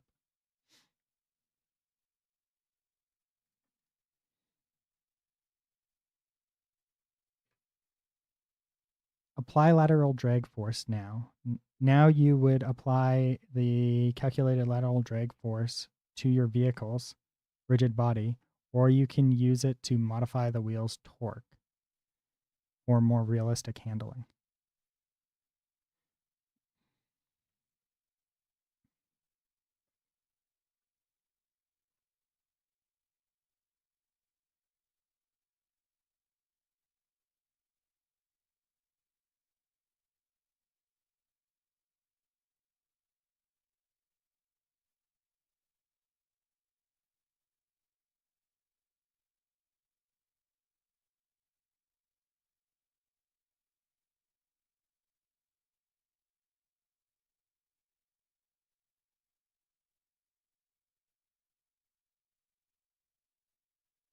All right, let's see if this works. So, I think this should prevent me from moving left or right when I'm standing still.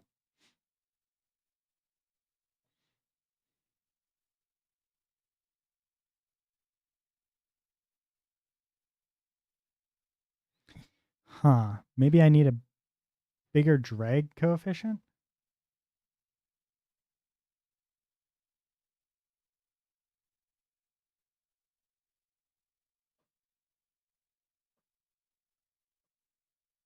Oh, wait. I don't know if it's actually being used, right? Yeah, no, it's being used.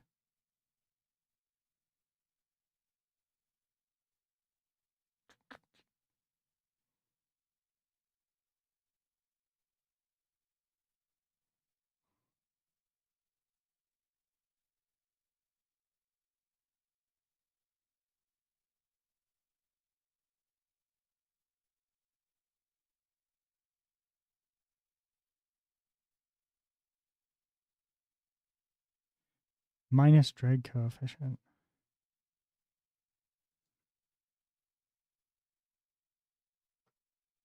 Wait. No. This should be truck RB dot transform dot right.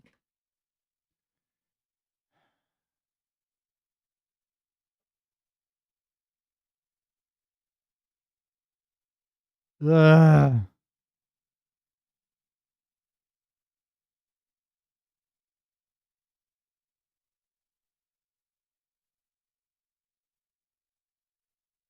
I would bother, but there's no point. Here we go. Two.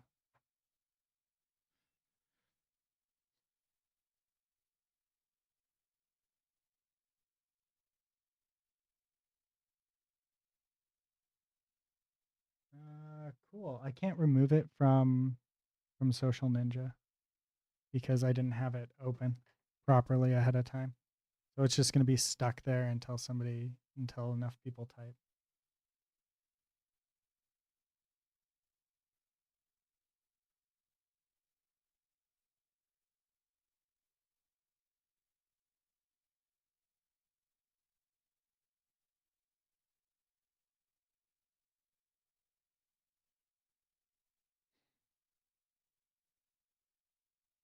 Hmm.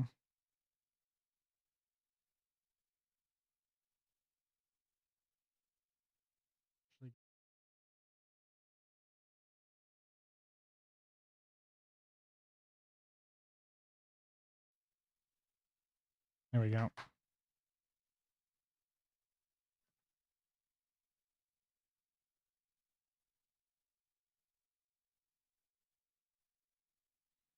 So I'm guessing that my coefficient's too small.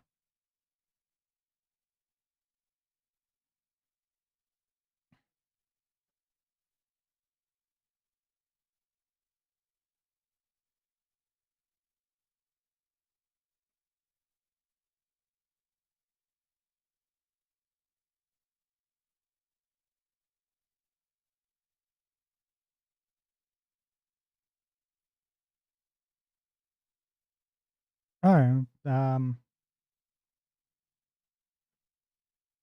that's probably why it wasn't working, is because it's probably too high, 0.2.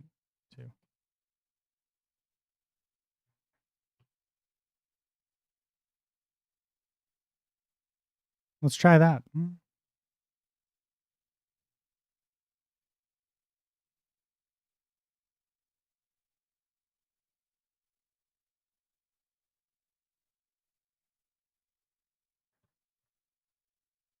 Do we want 0.1?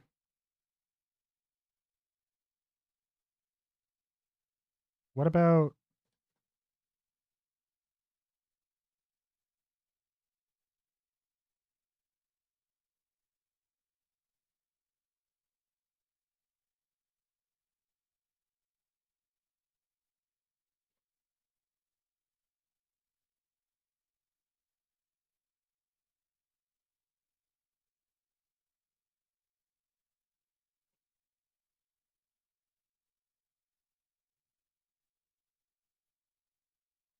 there is going to be a fancy number that's going to work.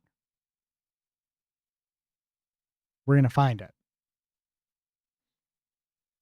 by editing it while we drive. Let's try 100, 200, 1,000.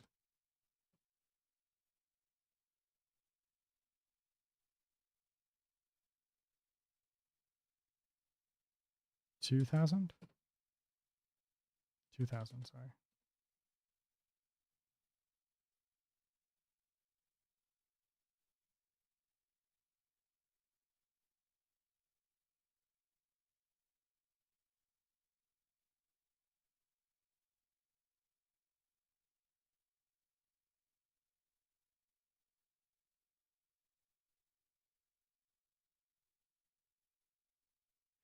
What if we use wheel.right?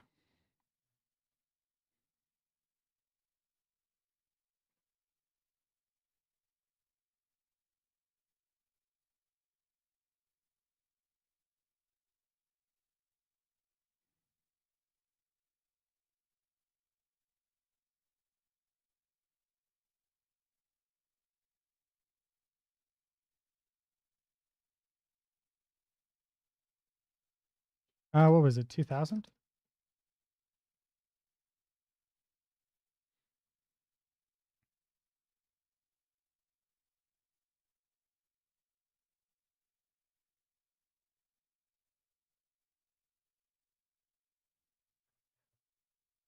Mm-hmm, mm-hmm, mm-hmm.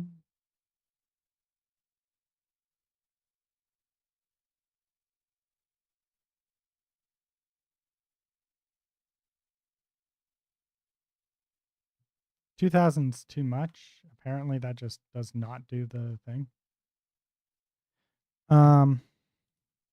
What the fuck? Oh, wait.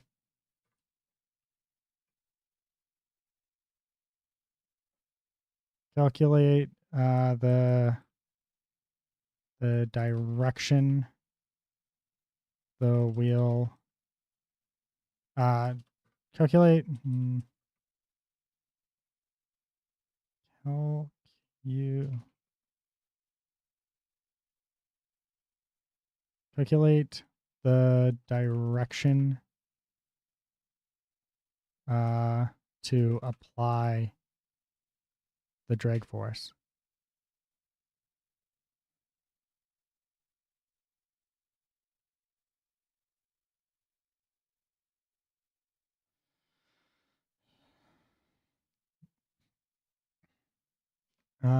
Vector 3, lateral direction.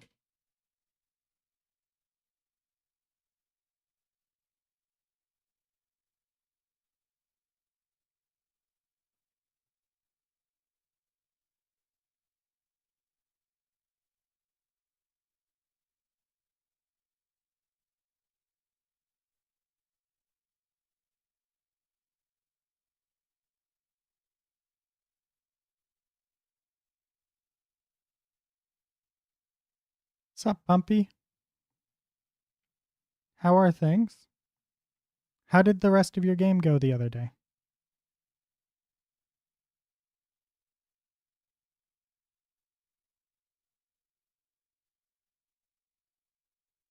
I can't. I'm in Canada.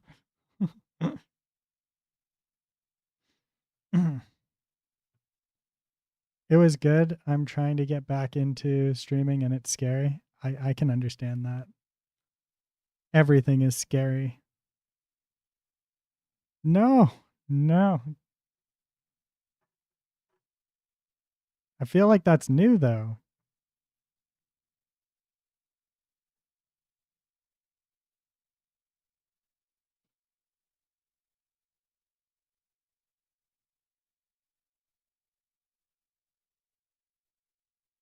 I'm scared of being alive. Don't be scared.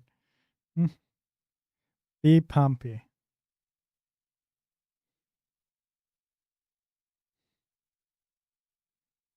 You'll fit. Yeah, yeah. I believe in you. This is not working.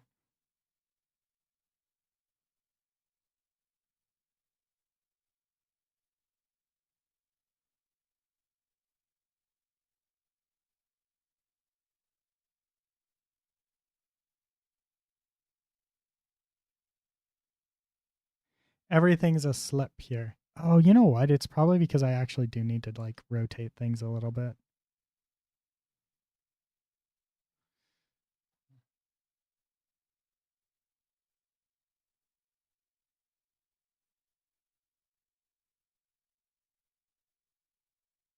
I should probably.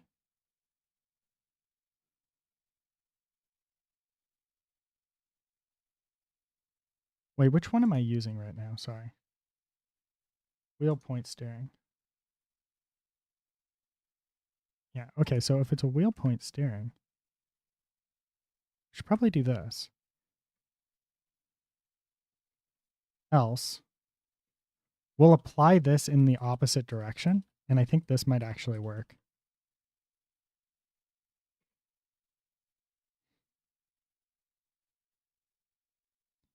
And for handle drag, I feel like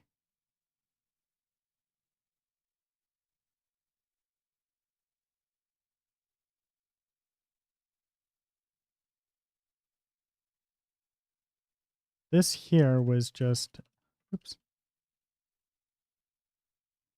Yeah, this was just wheel dot transform dot right.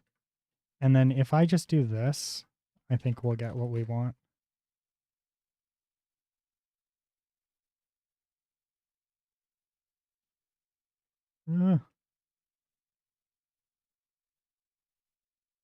Drag. There we go.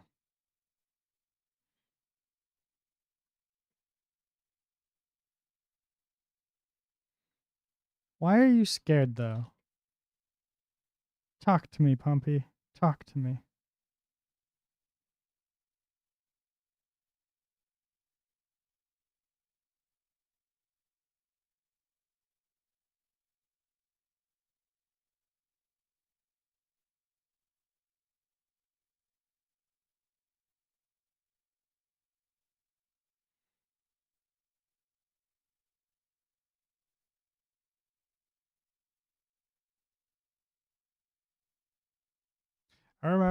I still remember like when we met, you were super outgoing.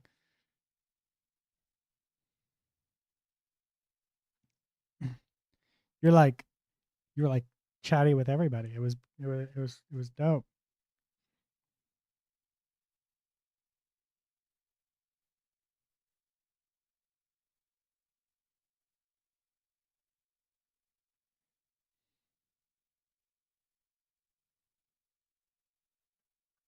Do, do, do, do. Okay. Wait. This doesn't want to work.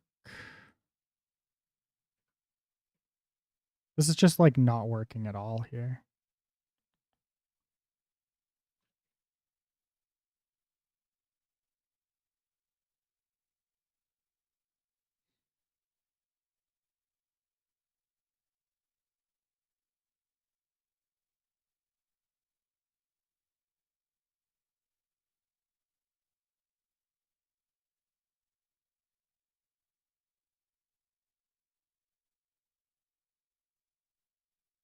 I'm not like I don't entirely understand how this drag coefficient is working.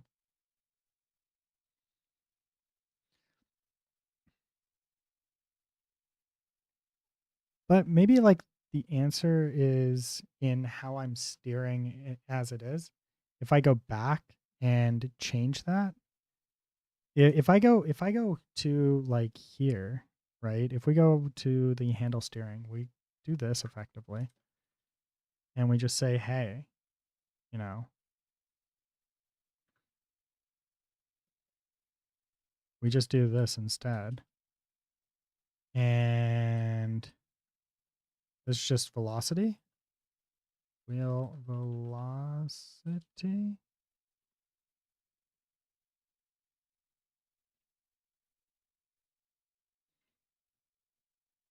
dot x.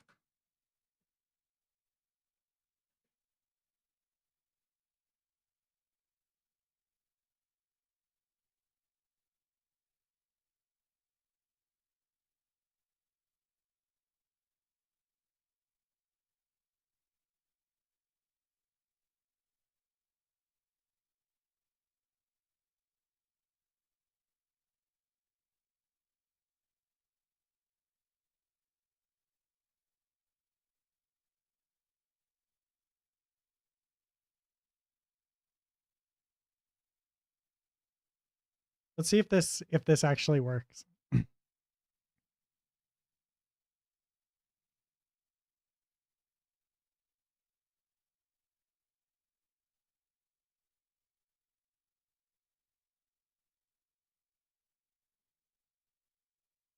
I still wish there was an arrow.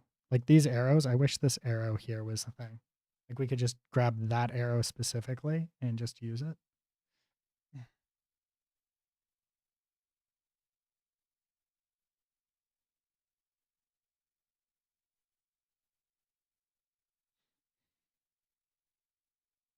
I think we lost Pompey.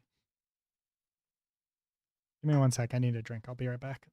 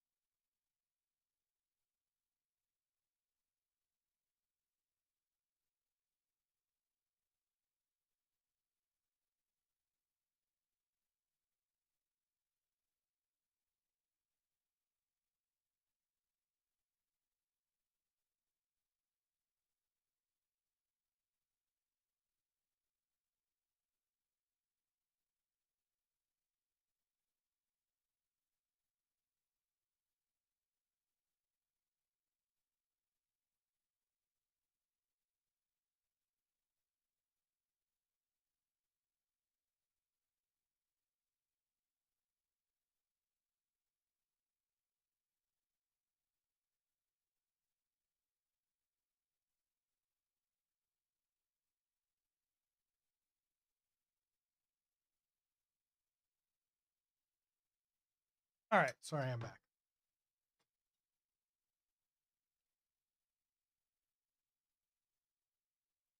What the fuck happened to my truck?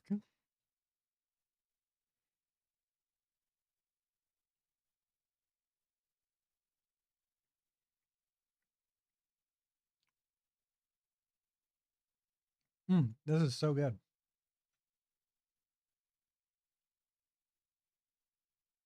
It's a limoncello cake.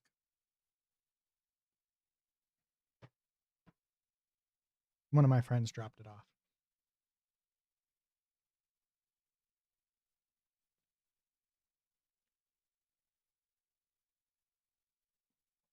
I feel like there might be a problem.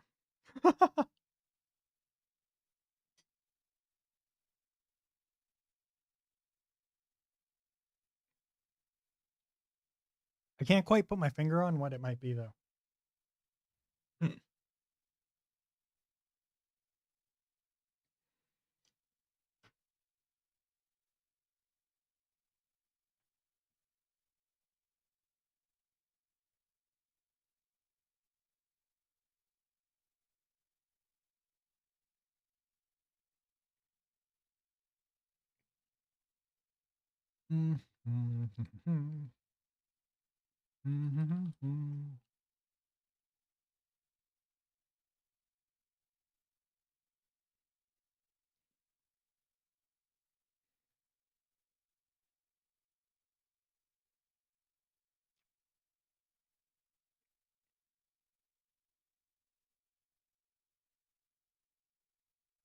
Oh, so good.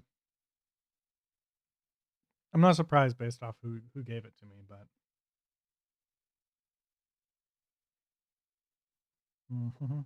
yeah.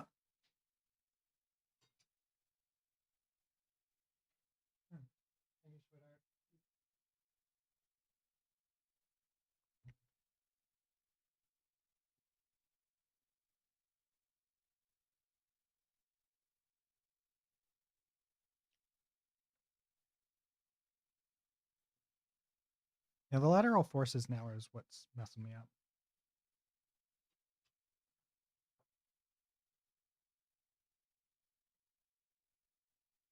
Because this should like straighten out.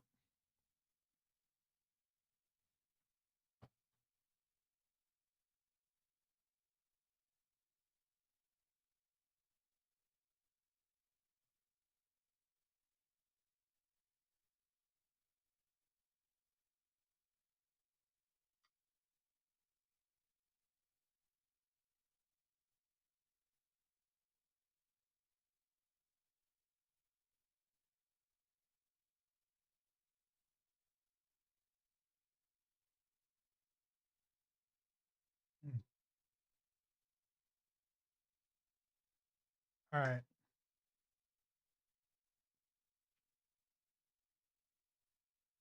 Oh, that was really good.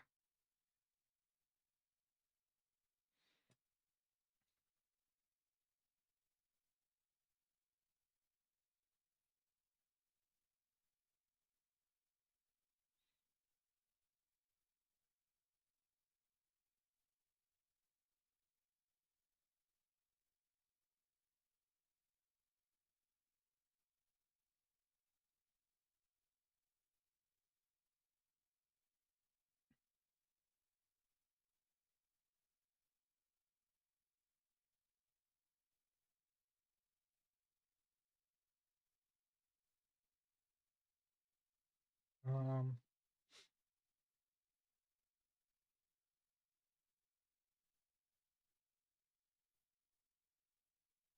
oh, this is,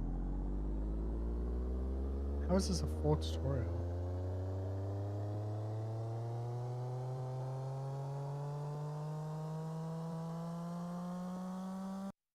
I think this uses the default, ooh, I don't think this actually uses the right stuff.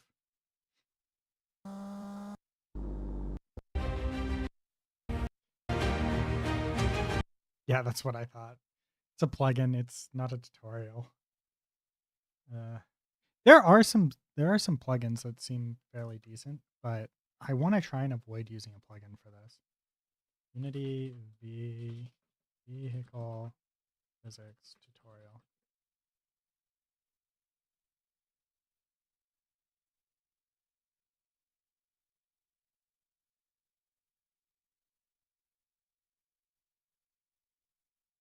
Welcome back to AshDev. Today we're starting a tutorial. Hey everyone, first body and recall, we will add a ground check function, then reposition the ray point, grounded or not, ground, and store whether to a for each ray point is hitting the ground, then its related integer in the array will be 1, otherwise it will be 0. Now make a region named car status check, and in it make a function ground check. Here, make an integer, if input, and expected, and then call this an update function. Now create a header car settings, create 3 floats this regarding its transform.inverse transform direction, and pass rb.velocity. This will now return the car's velocity in its local axis. Next, set car velocity Calculate the velocity. Oh. Ratio as the magnet 1 is a create a region called movement. Under this, create call this function in the fixed update function. Next, create a transform variable named acceleration point. Then create a region called movement maximum speed. Call this function in the fixed now return a number between. Oh, it's in the Z.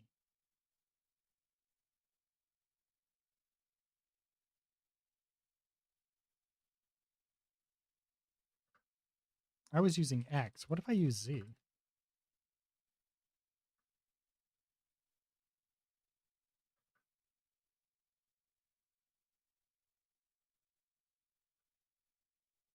I don't think it should be Z, but we're about to find out.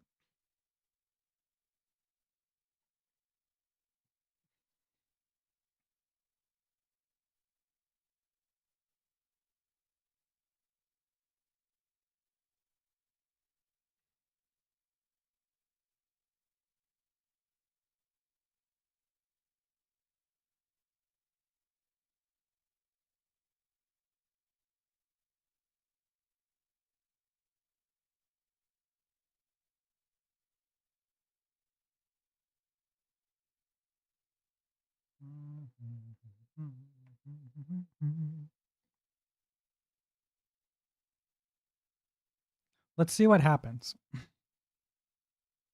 This was the drag, I believe. So we should have nothing.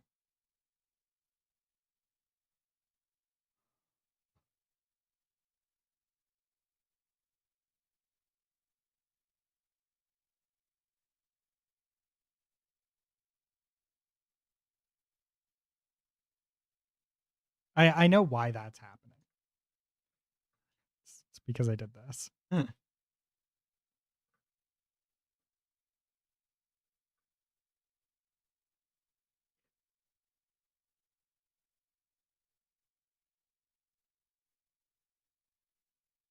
Wait a second. Yeah. What if we just use this for now?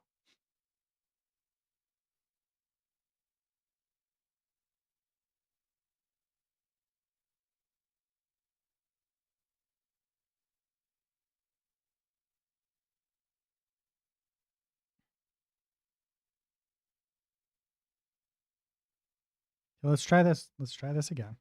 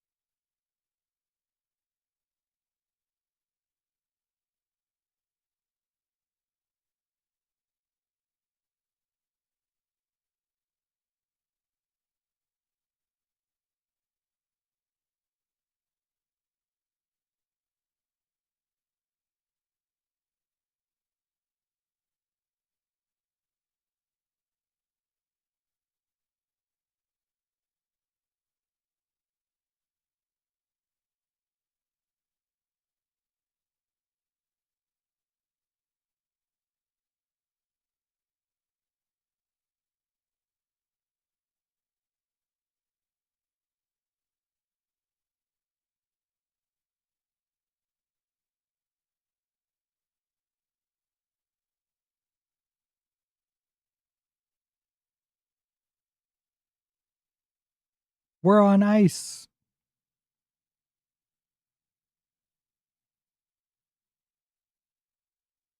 Look at that.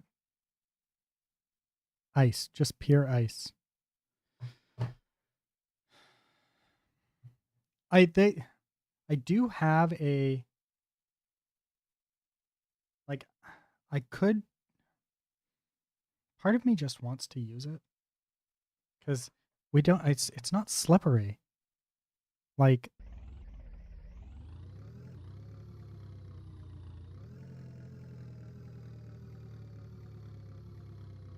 part of me does wonder if, like, if I rotate the wheel, right? Like actually do a rotation on the wheel and then snap it back, if that will fix the problem that I'm having.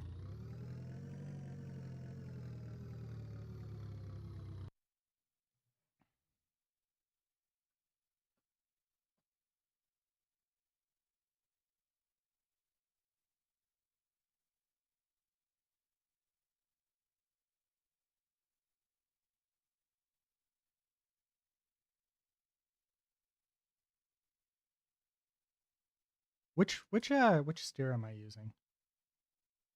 Let's move that. Wheel point steering. Okay.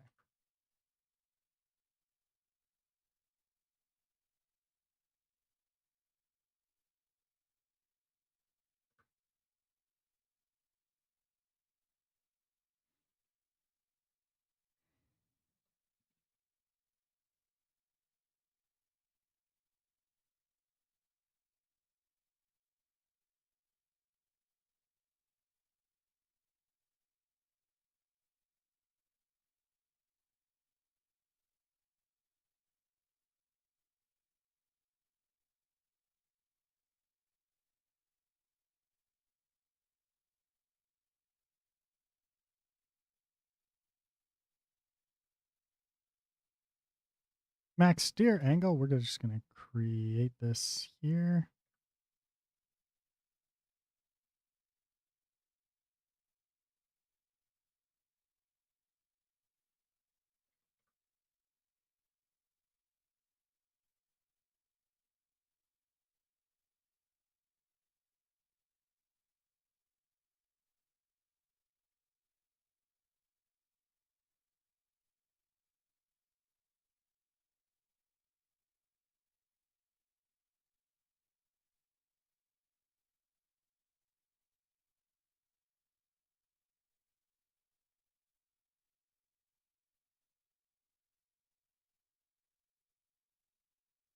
Mm-hmm.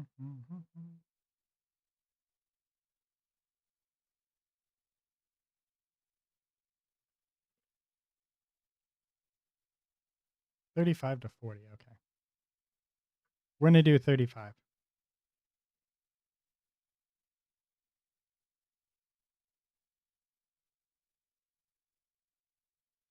Now the wheels should turn. And if the wheels are turning and we actually turn the point, then our forward should change in theory, right? So our right should change. And if we're applying force on the right, it should, or left, it should actually fix the problem, I think. Maybe.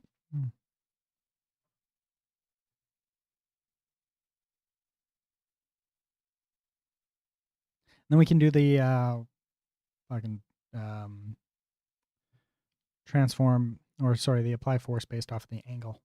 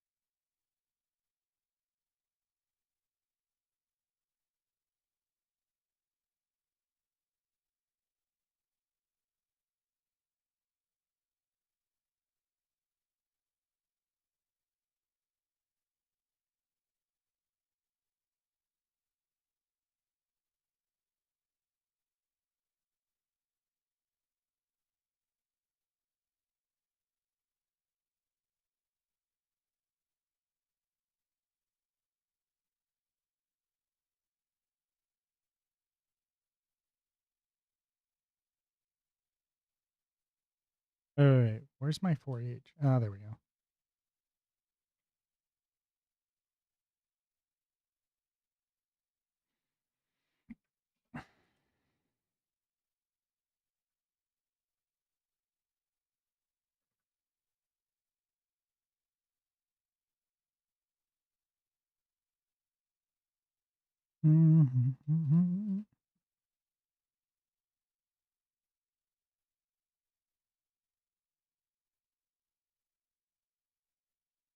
Wait, let's put this. Oops. Let's put this.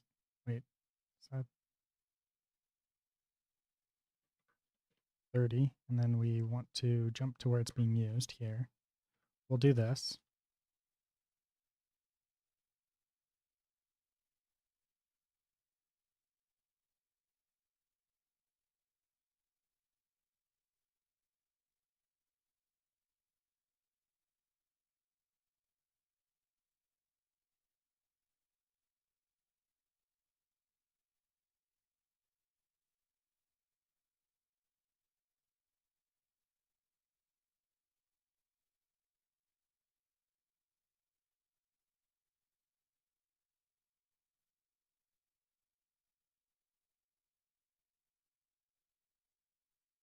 Hmm.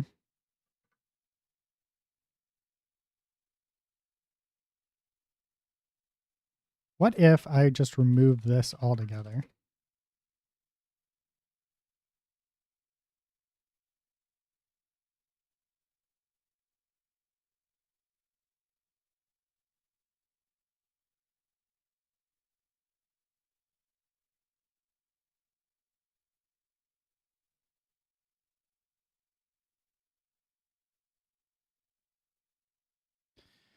Oh my god. Unity, come on, get your shit together.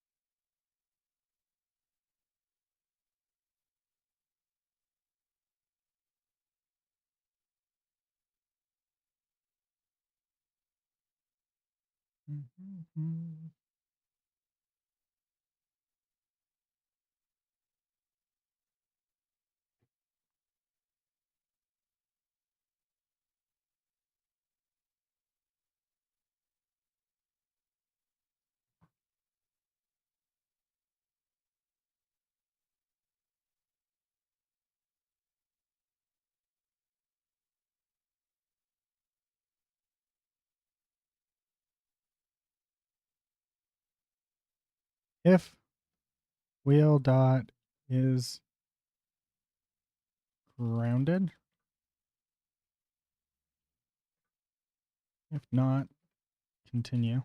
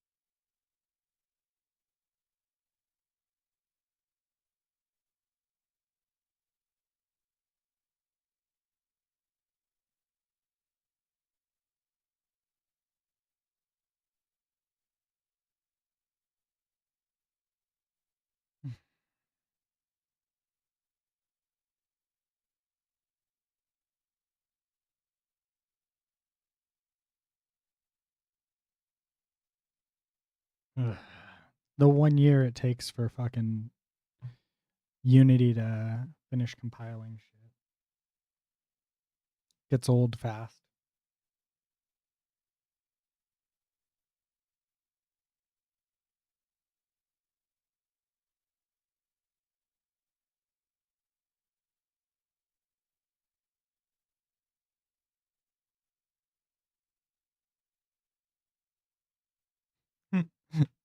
It's going in the wrong direction.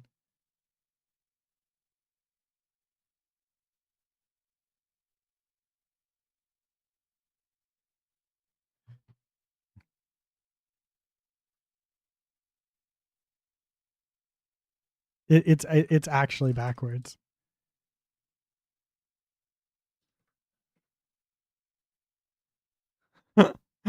That's kind of funny.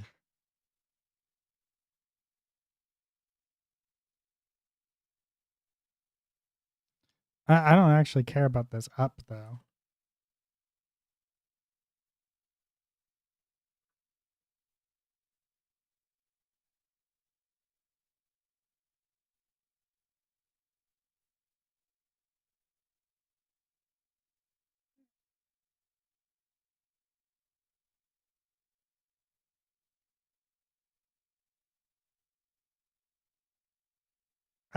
I'll probably have to restart Unity. It's starting to take too long to compile scripts.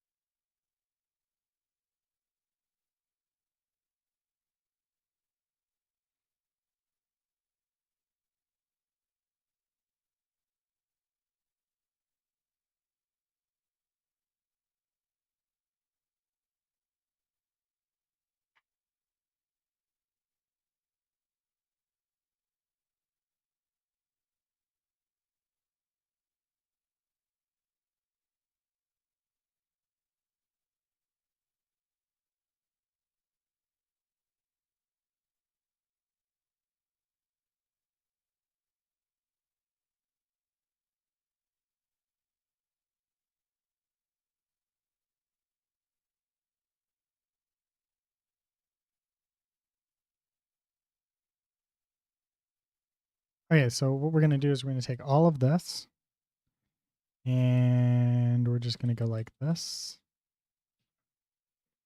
There. And then this is gonna be the one that we actually work with.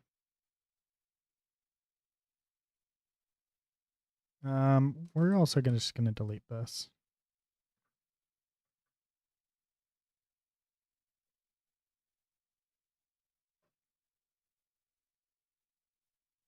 And then we're gonna actually close out Unity and relaunch it because Unity is starting to take too long to load. As it does because it's not well optimized. When people when people say that Unity is a well optimized engine, it's like it's kind of not.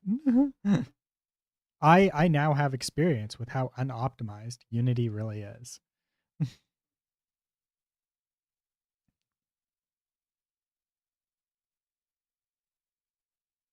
Chrono, welcome back.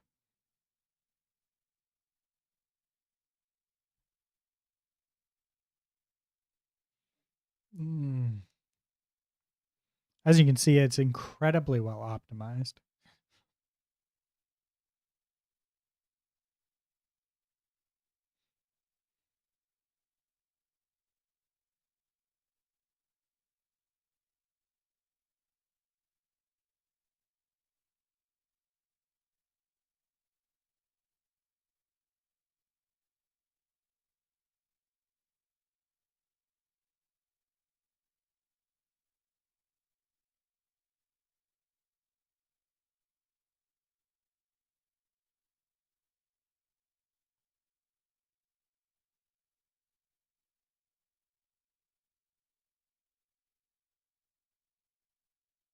I still have that problem with Unity where I tried updating to a different version to try and get rid of that error. That error, it will not go away. And that error shows up inside of a brand new project in Unity. It's like it's just always there. Watch it just not be there this time. It's like it took care of itself. Apparently, it took care of itself.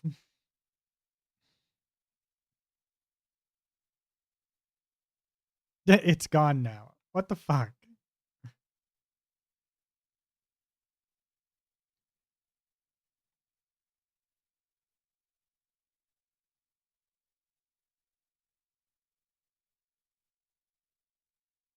I created a new project and got that error. So I figured it was just gonna always be there now. Coming. Be right back. Food is ready.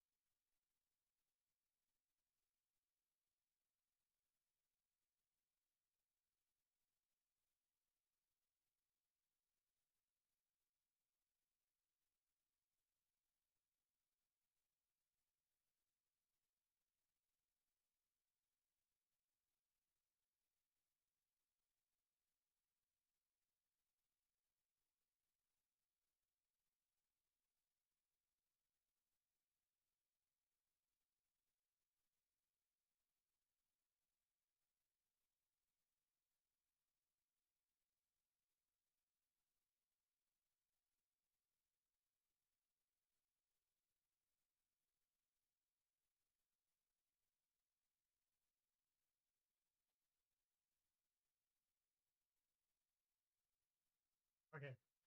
When in doubt, restart. I have Chinese sausage with rice.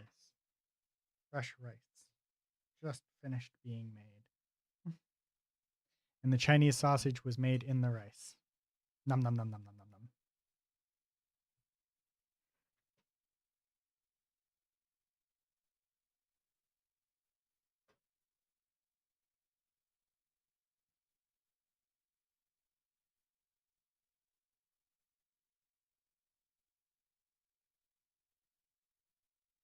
I'm still on the struggle bus with these lateral forces though.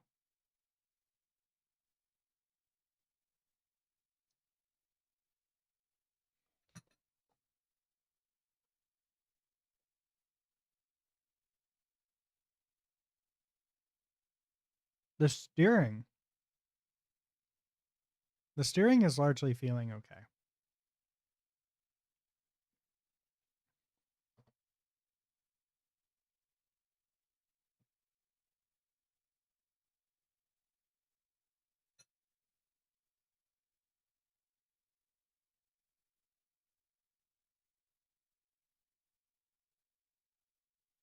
But the problem is that there's nothing preventing it.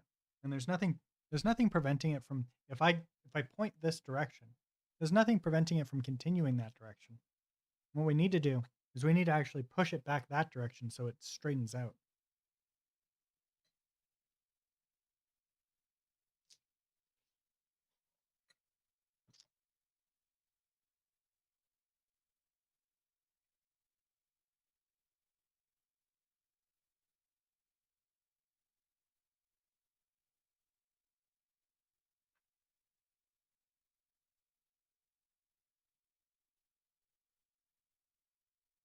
If I bring this down to the handle lateral forces here, handle lateral forces is supposed to be going on right now, right?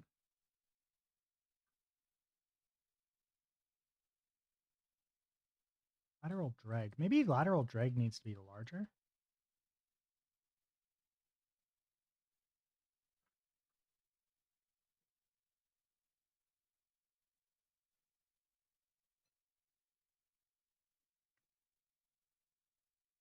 Hmm.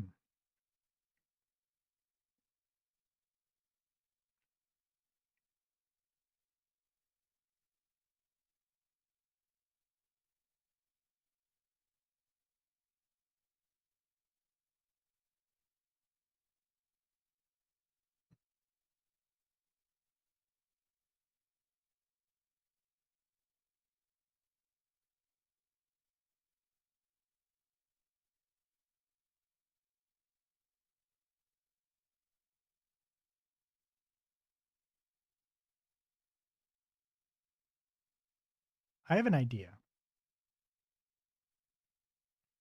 Because I am going to get rid of this. Okay, so I'm going to get rid of this here altogether. Just don't need it, right? We'll get rid of this too because we're not using it. Get rid of this. No, that's just debug line. Do. Okay.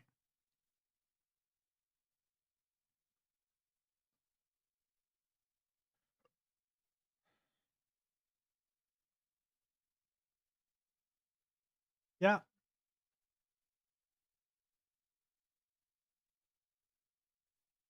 Okay. My truck does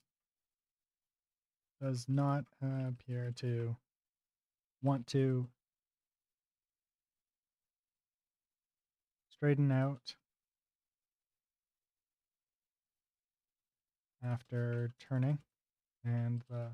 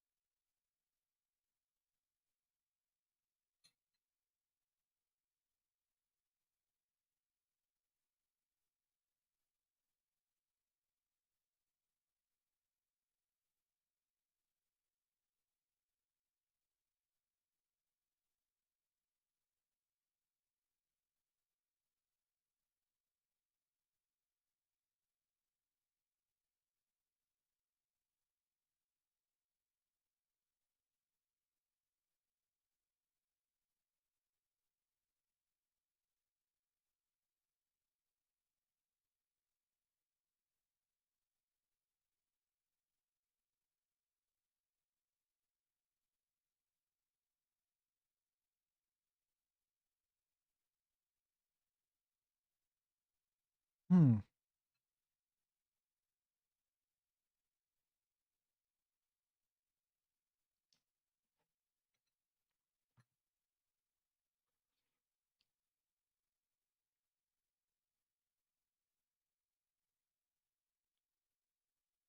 Mhm.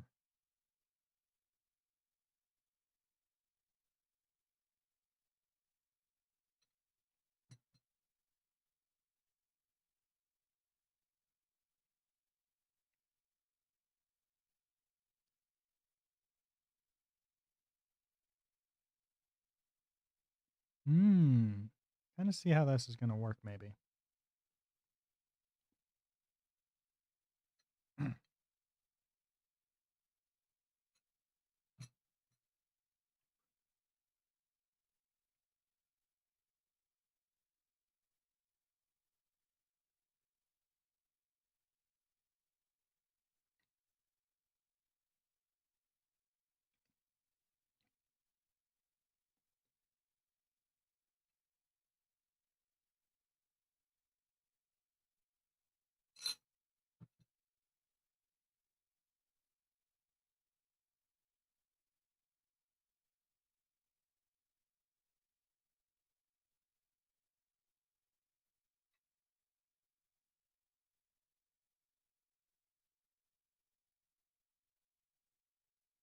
Speed times. Wait.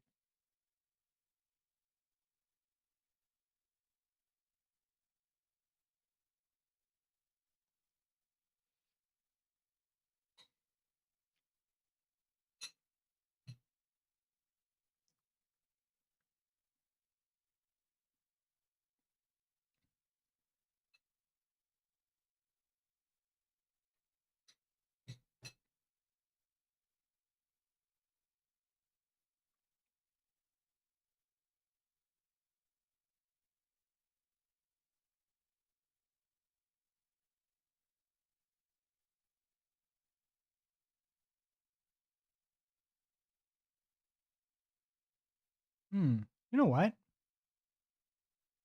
Maybe this might actually prevent some of it.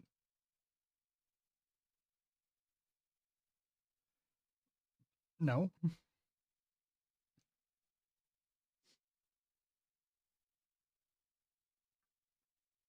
Why would I bother?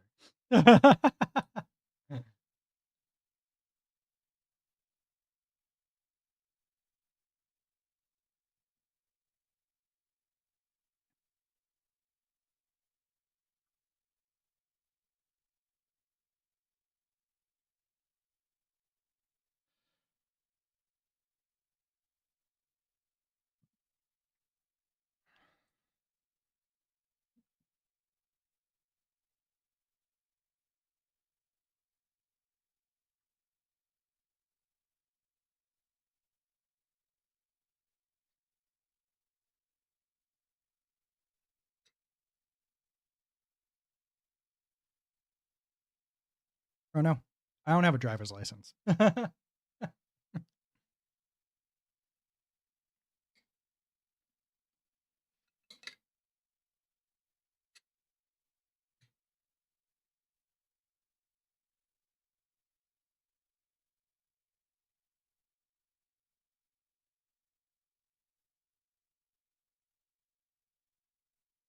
Oh, I thought you were in the. I thought you were in like one of Rem's uh streams when we've talked about this.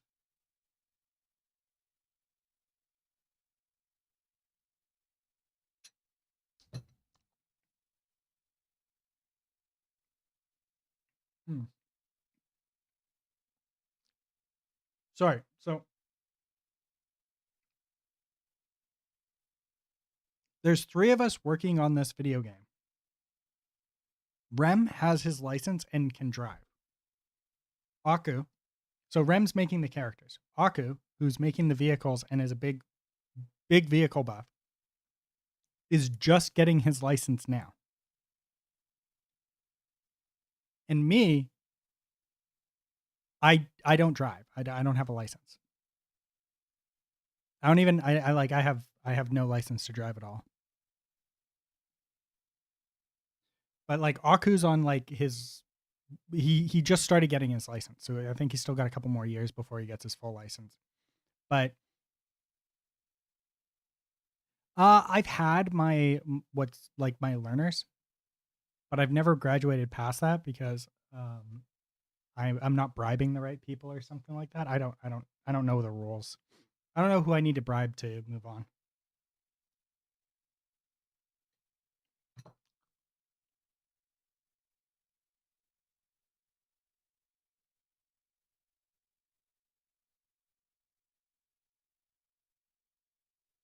No, no, I don't like the idea of bribing. I don't think that you should have to bribe to get a license.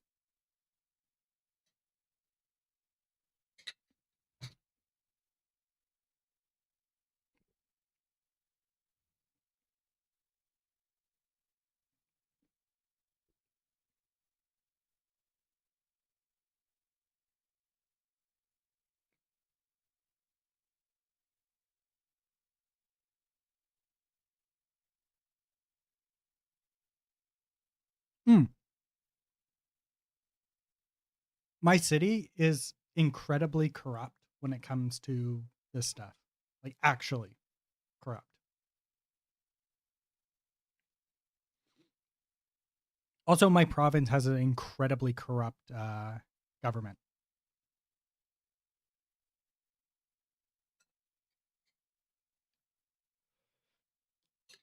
To be fair, we have an incredibly corrupt. Oh yeah, there was a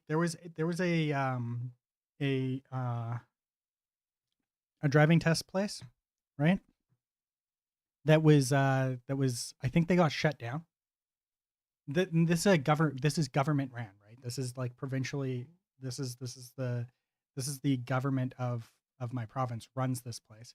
It was so corrupt that they had to.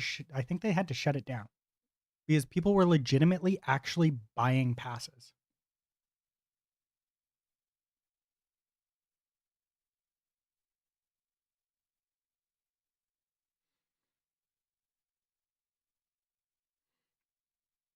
To be fair, right now at the federal level, like the for all of Canada, is the yeah, I believe they have the classification of being the most corrupt government ever in Canadian history by a lot.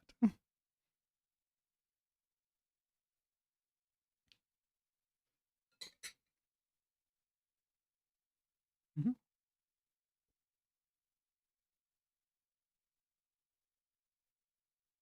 Yeah. I think the person who held the record before the current previous prime minister. So we just changed prime ministers in Canada, right? Like we just had a prime minister change. But so the previous prime minister, because the current prime minister has been in power for all of like a week now. I think he came into power on Friday, like literally last Friday. um, but the previous prime minister, Trudeau, I think his corruption is only eclipsed by his father's corruption when his father was prime minister. But I'm not even sure there. Like I'm not entirely sure. I've heard that his father was incredibly corrupt as well, but I don't know enough about his father to know how corrupt he really was. But I know that like a lot of people have been like some of the stuff that's been going on. It's just like you can see his father did a lot of the same stuff, and now he's doing it, and it's super corrupt and shit like that. But it is what it is. Yeah. But yeah, no, he holds the I Trudeau holds the record for like being the most corrupt leader in Canadian history.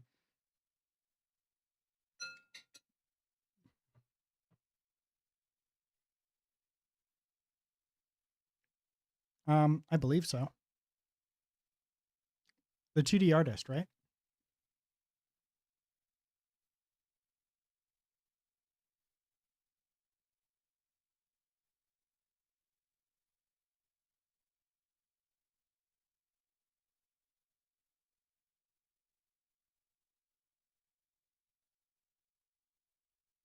Yeah, I can't remember her full name though. I think I've rated her a couple of times.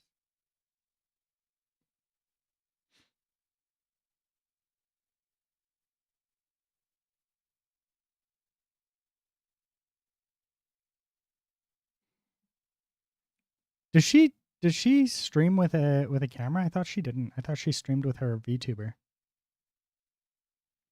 or her PNG tuber.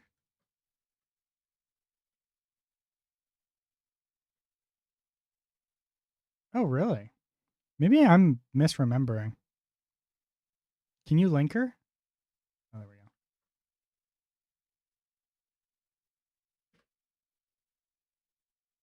Oh yeah, this one. Yeah, no.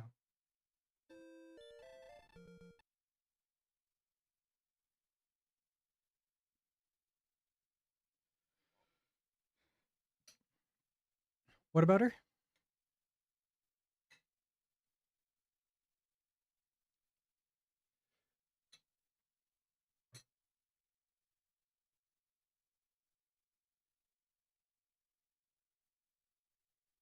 Hmm. She might be Canadian.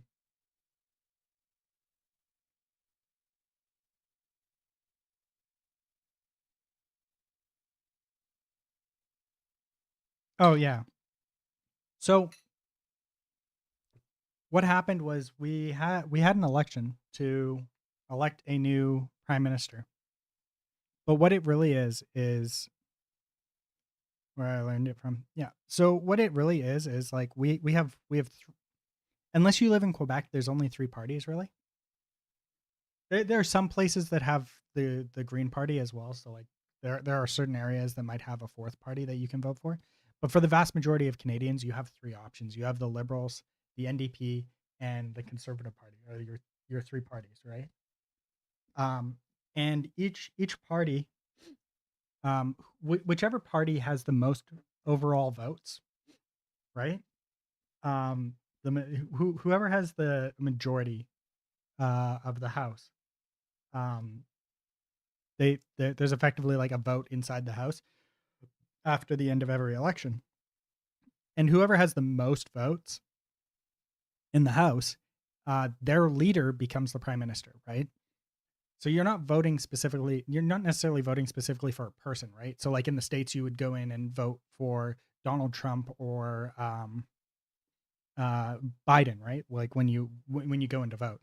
In Canada, it would be like you'd go and you'd vote for your House representative. Your House representative belongs to a party. Your party, if that party receives the most votes, whoever is the leader of that party becomes the prime minister, right?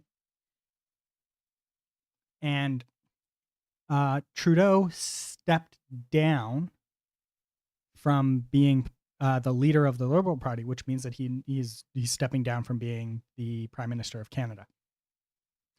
Which means that the next Liberal Party leader de facto becomes the Prime Minister of Canada.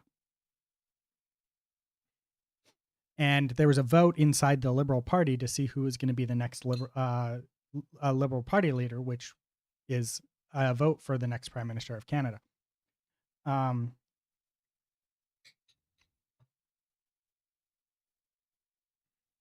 So Mark Carney is now the Prime Minister of Canada, but he doesn't hold office. Like he's not actually an elected representative. And it's a bit weird. It's never happened. It's not that it's never happened before. It's happened, I think, like once or twice before, but it's very rare. And it's not against the rules, but you can be elected prime minister without being an elected representative. Because Mark Carney is not an elected representative, which the prime minister's office is usually filled by an elected representative, right? So like if you live in area X or Y and you vote for, the Liberal or NDP or Conservative party person in that riding, right? That would be an elected representative. Mark Carney holds no riding, right? And that's traditionally what you're supposed to have. So he was never actually voted. He was voted in by a small subsection of the Canadian population, right? So some people see him as an illegitimate prime minister. Though, like, legitimately, he is the Prime Minister of Canada, and to say otherwise is a bit silly because he is the legitimate Prime Minister of Canada, no matter how you feel about it, right? But yeah, so because it looks bad and a lot of people don't like it, and it would probably eventually affect the chances of the Liberal Party being reelected. They're likely to hold an election very quickly after this, so he can become an elected representative, provided that he can find a riding that he can win in, right? Like, that's kind of the hinge on that one. But also, if he can't get himself elected, his party's probably not going to get elected anyways, so it's kind of a moot point at that point, right? So, yeah, so there's rumors that it's probably going to be by the end of next week at the latest. Mark Carney's going to come out and officially announce that we're going into an election. Just so he can shed the stigma of being technically an unelected representative, right? And also, like, we it's the Prime Minister has a seat in the House of Commons, right? And he's not legally allowed to be in his seat in the House of Commons, so he has to sit up top with everybody else that's not in a rep. So, like, if I fly out to Ottawa, I can sit in the bleachers in the House of Commons, right? And watch. Now, they do have a special section of that for, like, VIPs, effectively, right? Like, people who have been invited specifically by people of the house, or like foreign nationals and stuff like that will sit in a special section, sectioned off from, effectively, for lack of a better term, right, the common folk, right? And Mark Carney, when the house comes back to sit, he has to sit up in the bleachers. He's not allowed to sit down with everybody else because he's not elected. He's not an elected representative of the Canadian people. And it looks bad, right? Like, it's optically bad, right? And there has to be an election in, I think it's like October. The election has to go through in October, kind of thing. They can't really, it'd be difficult to push back any further than that. So the election has to happen later this year, effectively, right? There's some fucked up situations that they could try and pull to try and push it out, but, like, it would just be, at that point, your party is effectively dead, right? Because you're telling the Canadian people, we don't believe that we could win another election. We believe that you are going to vote us out, so we're going to enact measures to hold on to power as long as humanly possible against your will, against what we believe your will is. So it would just look optically horrible. It would probably destroy the party, right? So they don't want to run out the clock and have a bunch of videos and photos of, like, Carney being effectively, like, not able to sit in his seat as the Liberal Party leader, and, like, having to be shunned into the bleachers of the House of Commons and stuff like that, and, like, all that shit. And then, like, all the other parties can effectively spend, like, the next, like, what, 8 months bashing the fact that he's not elected the proper way, kind of thing. So it's just like, all right, so we're gonna not do that. We're not gonna give them this ammo, right? So let's call an election, right? And then the reason why people think that there's going to be an election called within the next week or so is because the Liberal Party, right, which is the party in power and the only party that can officially call an election without a vote, some of their candidates have already started leasing campaign offices, and you have a certain amount of time after an election is being scheduled to lease a campaign office, and you only have a certain amount of funds. So you don't want to lease it too early because it's expensive, right? And you don't want to waste that money. You want to waste that money on, like, campaigning and stuff like that, not wasted on like having a campaign office sit around, right? So you've got liberals and NDP and the conservatives all leasing their offices. So chances are we're going to be going into an election very soon here. And some insiders are saying that it's probably this the by the end of next week it's probably going to happen. There's also like there's a date that they're coming back into the house and they have to sit, and then there's going to be Carney sitting up in the bleachers and everybody else sitting down below. And then depending on the NDP, they could try and immediately vote him down anyways and throw us into an election. So it's just like there's that risk as well, and it would just like whether or not like it might look optically bad to be forced into the election rather than just calling it. So, and I think they're supposed to sit on like the 27th or the 26th or something like that. They're supposed to sit sometime next week, I think. So people are saying that they're probably going to call the election, force an election early, like the Liberal Party, just to avoid that optics. I don't know. It's kind of silly. It is what it is.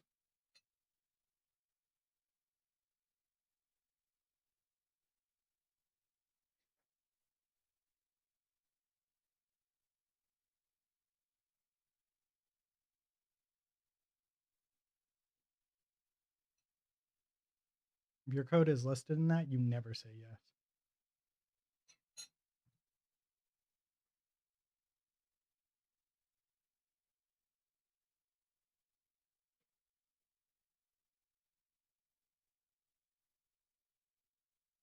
Hmm.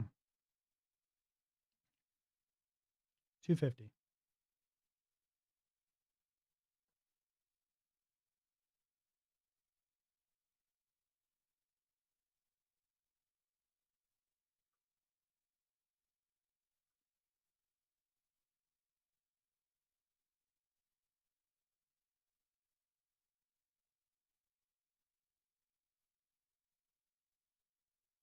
Oh yeah, yeah. My dad worked on a mine, driving dump trucks.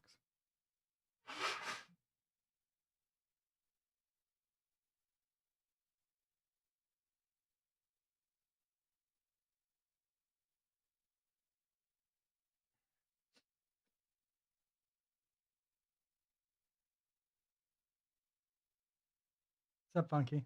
Yeah, so my dad worked on a mine, and he's retired now, but he drove a mine dump truck for many years, and other things too. Like he drove logging trucks and um 18 wheelers and stuff like that. Mine dump truck. Mine dump trucks are fucking huge though. There you go.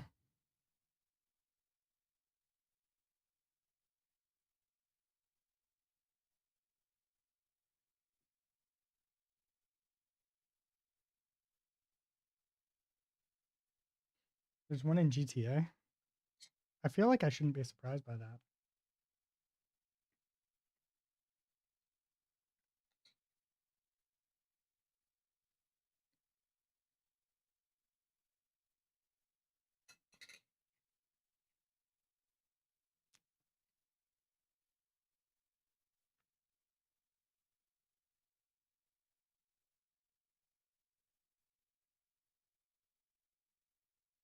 Yeah. Yeah, I've been okay. I had an interview next week, so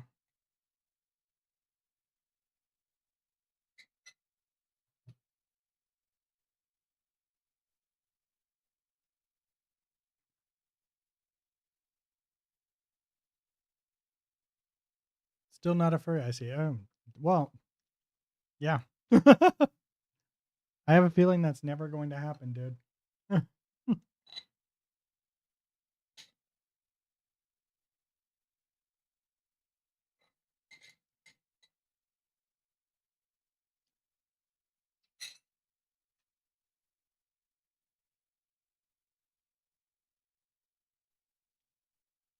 A lot of my relatives live out of town though. They like live so far out of town that they have to drive. But also like my dad drove trucks for a living for a number of years. And he's also a butcher. He's a butcher and he drove truck until his retirement. And my brother drives water. Like he delivers water to people. Because he lives up in an area where it's possible not to have running water. So you have to get water shipped in.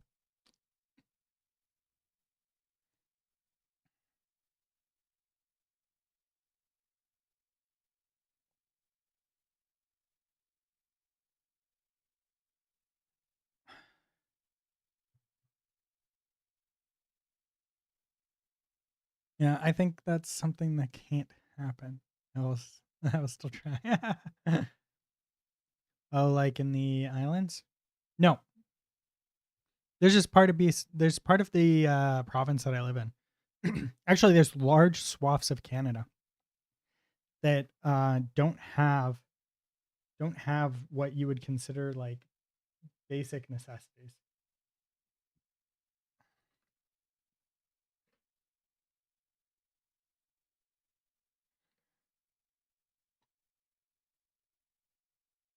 Yeah. So if we look at this, right? Effectively like here is where people live.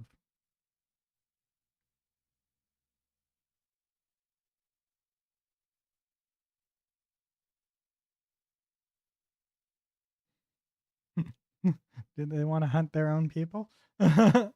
Yeah. So the further you get away from the US border, the less amenities you end up having, right?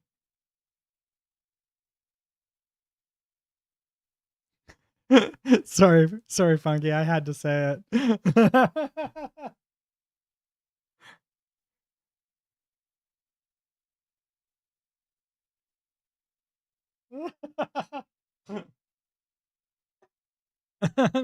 It's all good. Yeah, so like the further you go, the further north you get from the border, the less you have, right? So like in some areas, like my brother lives up here, right? This is so remote. Some people here are so remote that y- there's no way to reasonably get water to them, right? It would cost too much, right? Is what it comes down to. Like this house here, right? There's literally one house in this property here, right? And this property is like this, right? Like look at how big this property is, right? And there's one house. Right, let's see if we can find the neighbor. There's the neighbor. There's another neighbor right there, and a neighbor there, and a neighbor there, right? So it would cost probably like it would cost millions of dollars to service like 10 people,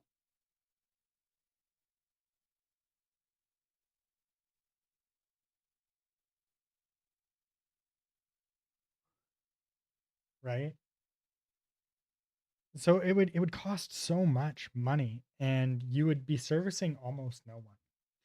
Like you can buy a house. There's places so far out in the middle of nowhere they they don't even have power, right? Like there's places so far out in the middle of nowhere that there's no power running to them. Ah, that's logging. Yeah, here we go. You get far enough out of these places, and you'll find places that are just like, oh yeah, that house has no power because it's too far away, right? There's no reason. Like it would probably cost like a couple 100,000 or more to get power to one person. Yeah, and it's just like it's just so economically stupid to even try, right? I know I live when I was growing up, I lived in a place that we didn't have cable. My dad's place still does not have high speed internet.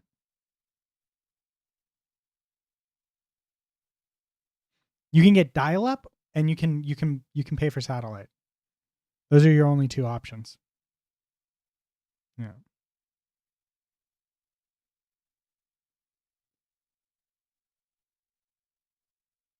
Wow. Hot. Man, did they when was this taken? Everything's dead here. They must have taken this in like the wonder what time of day this was taken. Like what time of the year this was taken. It looks like probably like late fall or early spring.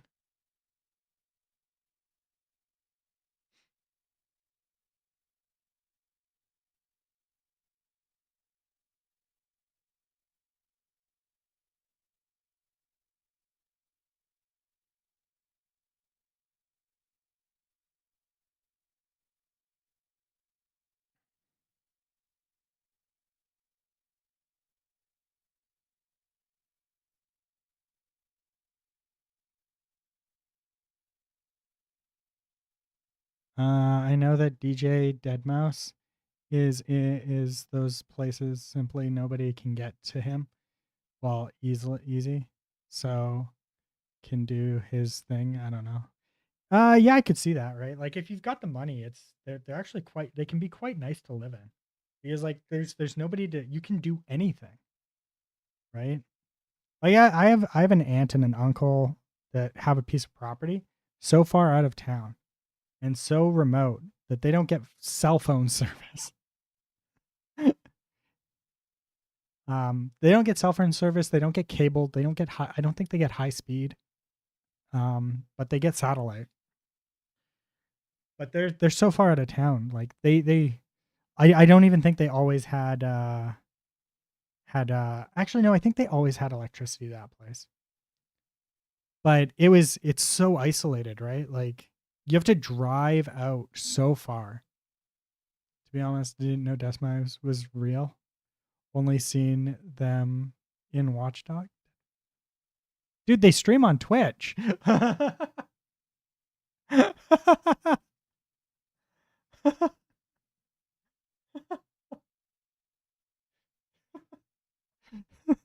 He streams on Twitch, dude.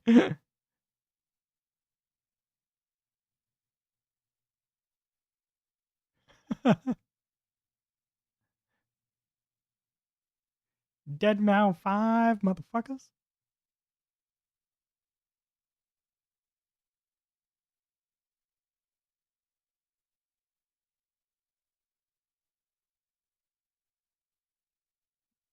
Yeah, he doesn't worry. He's got a nice setup though, right? Like look at this. He's a chain smoker though. That's a really beautiful room that he's got there.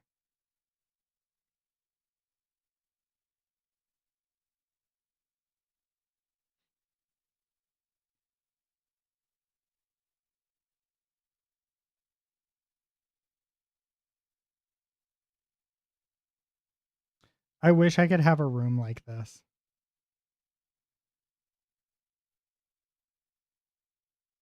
Not with all not all full of the audio equipment though, because I wouldn't know what to do with it. But like just a room like this. It would be so nice. Because it's so good for streaming, right?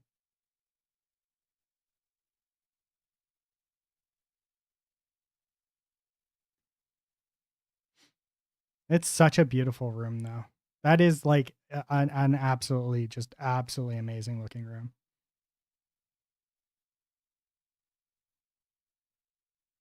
Well, I don't know how to use the audio equipment, so I don't know how to use it and I wouldn't use it. So it would actually just be wouldn't make sense for me to have it, right? But I would change things about if I had this space dedicated to it and I had the money that he has, what I'd have is I'd probably have like a editing machine right here. And this would be like my main system. And then like this would be like quiet server racks or something like that, or one of these back rooms, because these are all isolated for recording audio, right? One of these would probably be like the server room or something like that, or I'd figure something out, right? And I essentially just have like freaking NASA systems all over the place and stuff like that.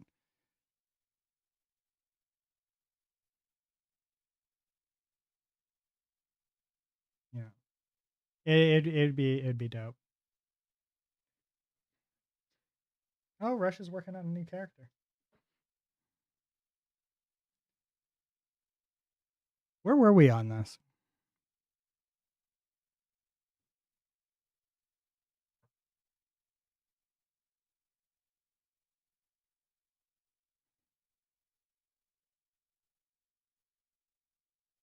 Let's see. Oh, right. That's what we were going to check. We are going to check the about Canada or the game.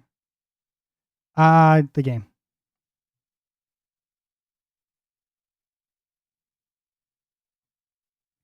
Okay, let's handle the drag.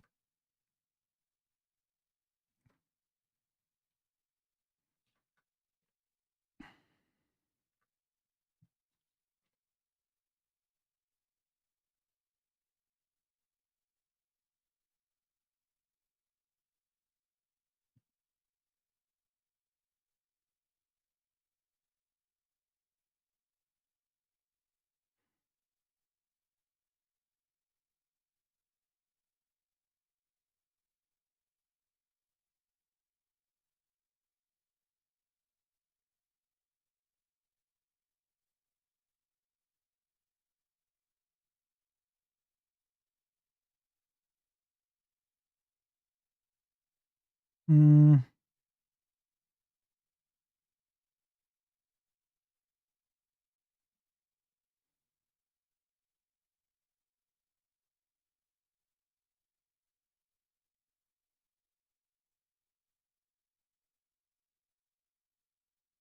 Oh, that's why. Mhm.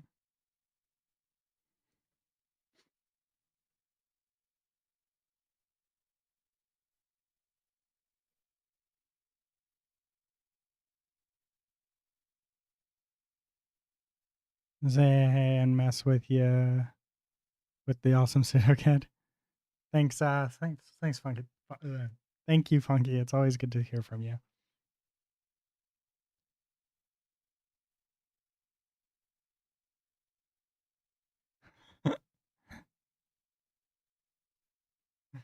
Who knows? Who knows?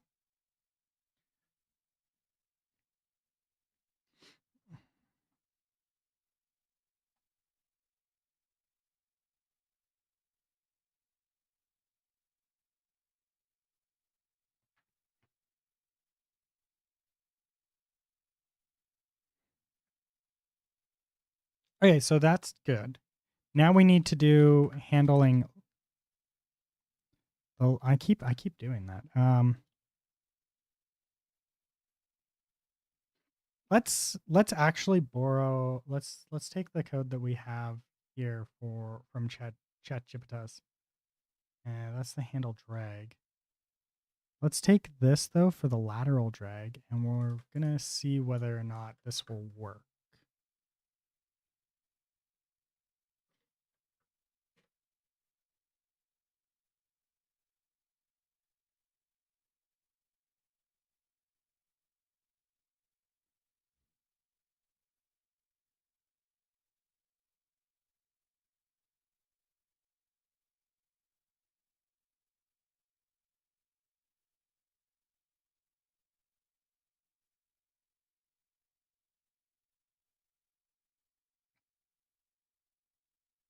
Let's see.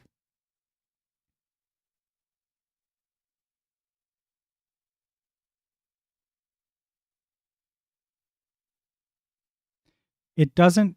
I'm guessing that we still need this.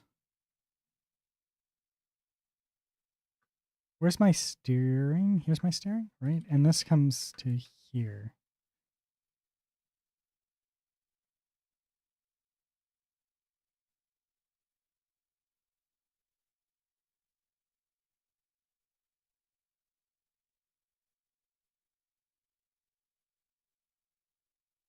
What?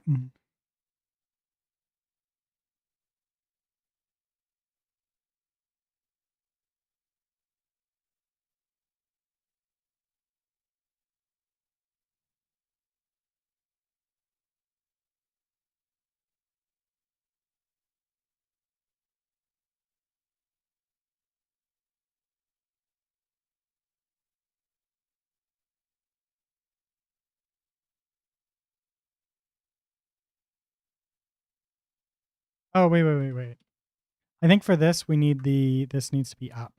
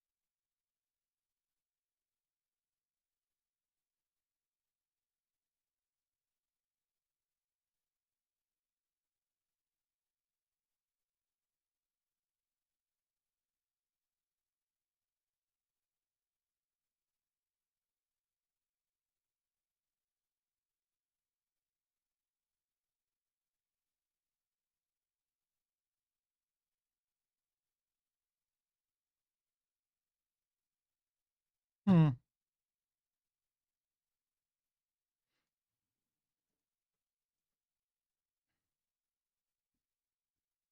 Give me a moment.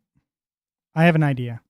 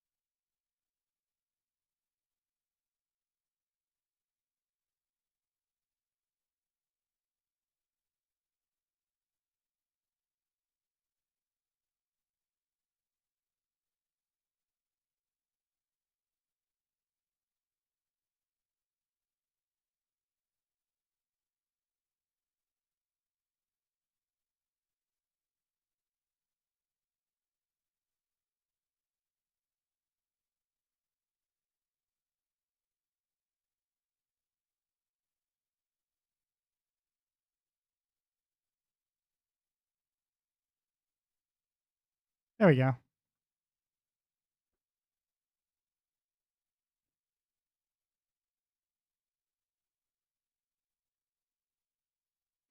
There we go. So what we're gonna do is I want to see what direction the normal is in, or sorry, the forward is.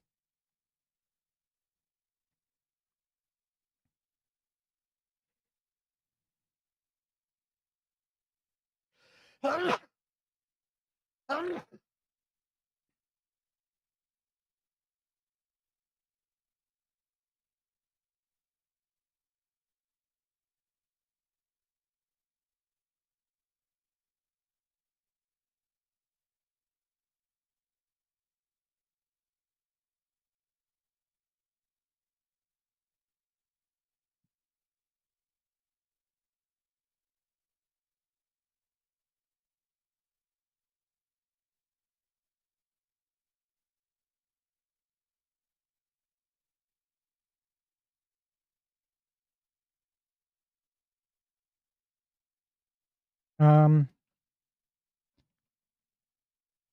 Point forward arrow in the direction of truck RB dot forward.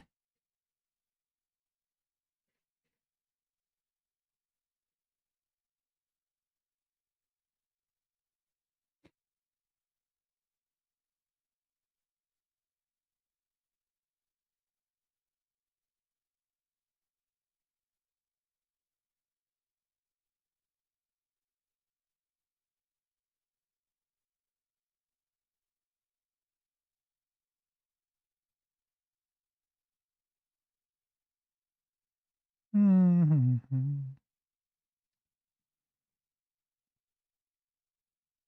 Okay, I think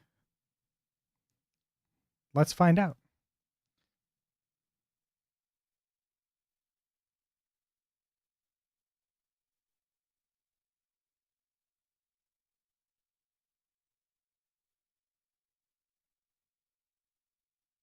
I think it's a I almost wonder if it's that my vehicle's just not powerful enough,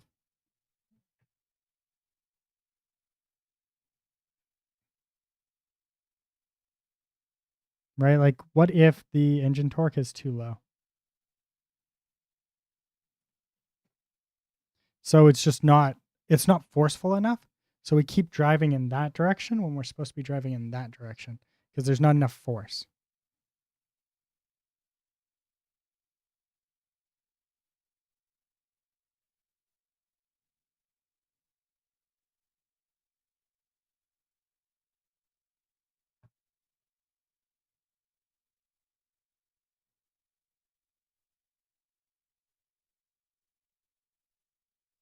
Mhm.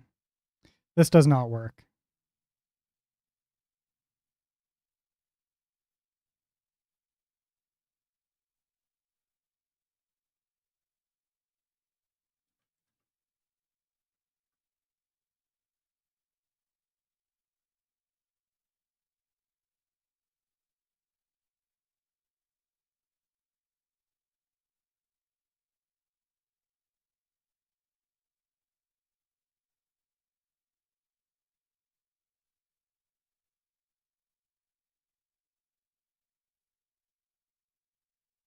Indeed.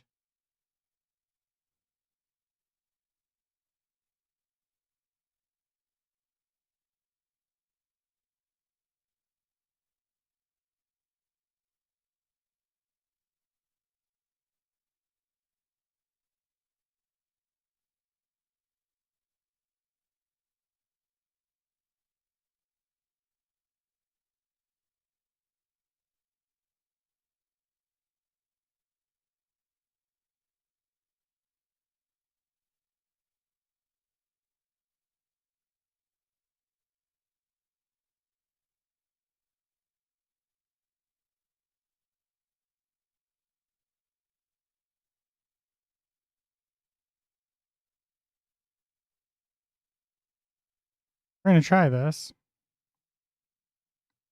and see if it works.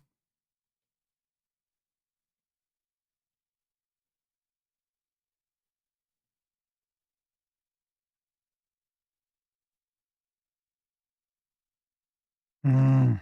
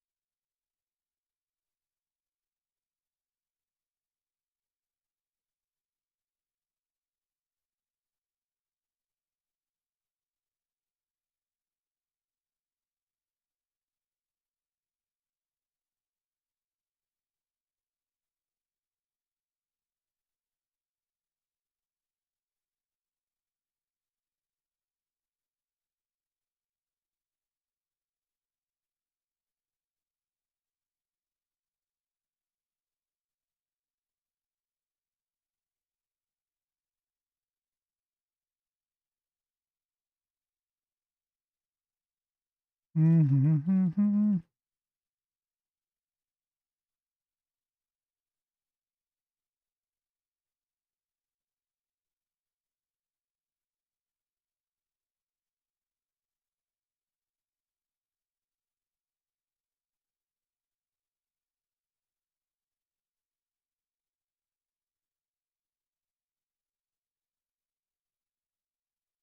I think this is supposed to be a float.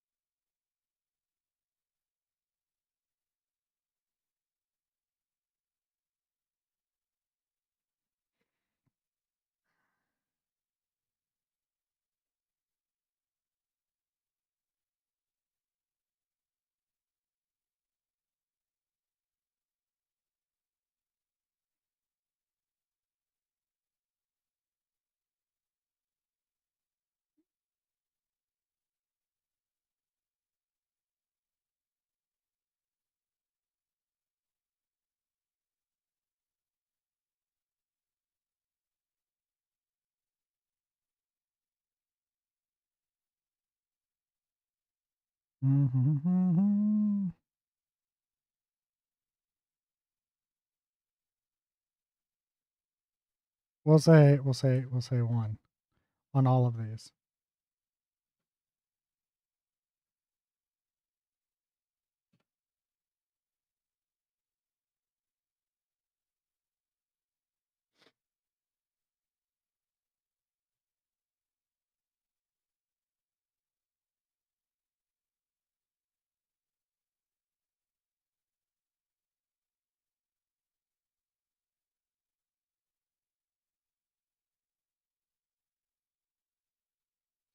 Maybe it's the steering strength.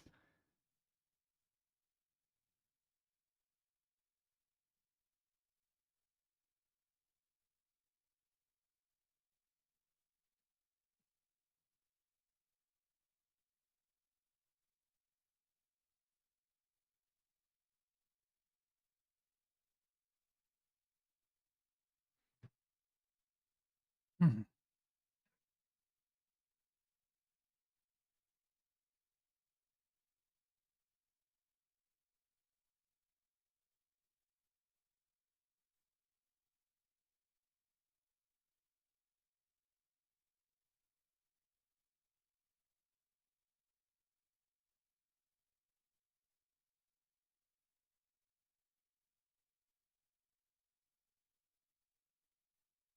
This still, I'm still not, I'm still just sliding sideways.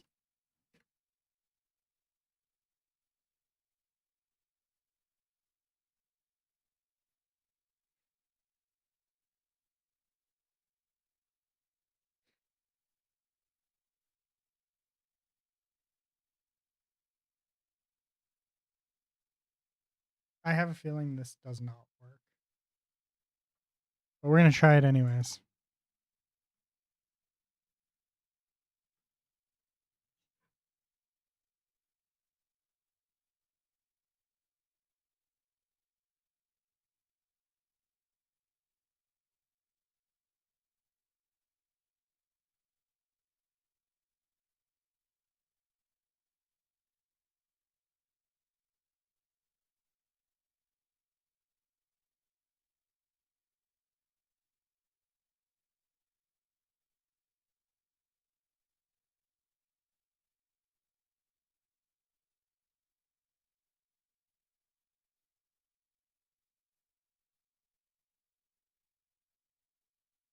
Do do do do do.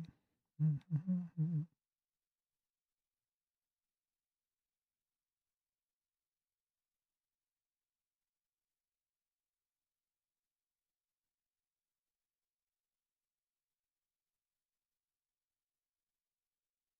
still sliding,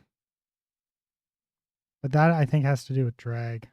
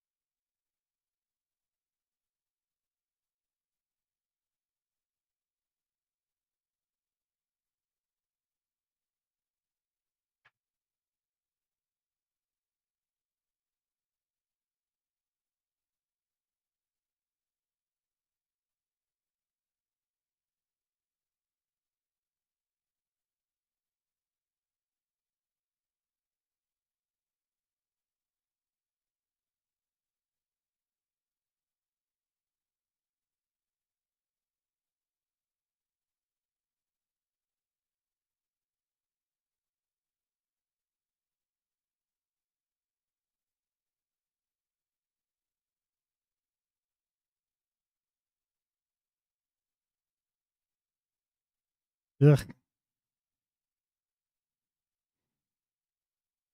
Turning system.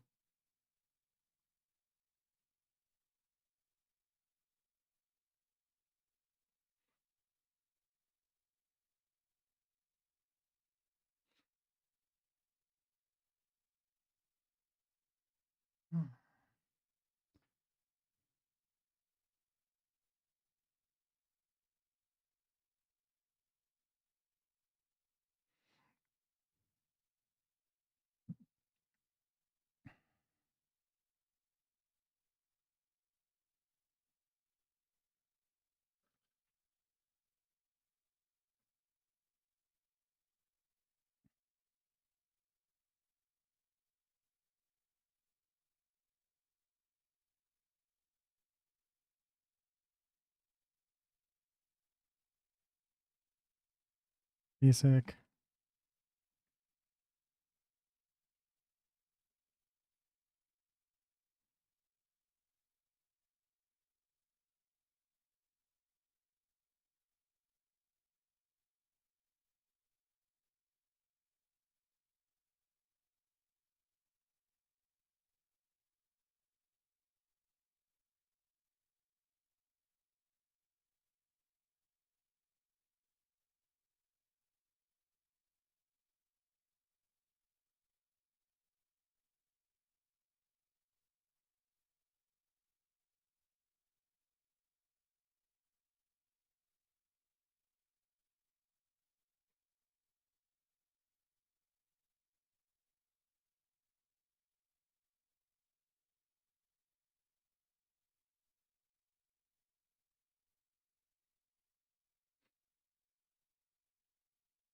You ever thought of practicing in a game jam? Participating in a game jam? I've thought about it.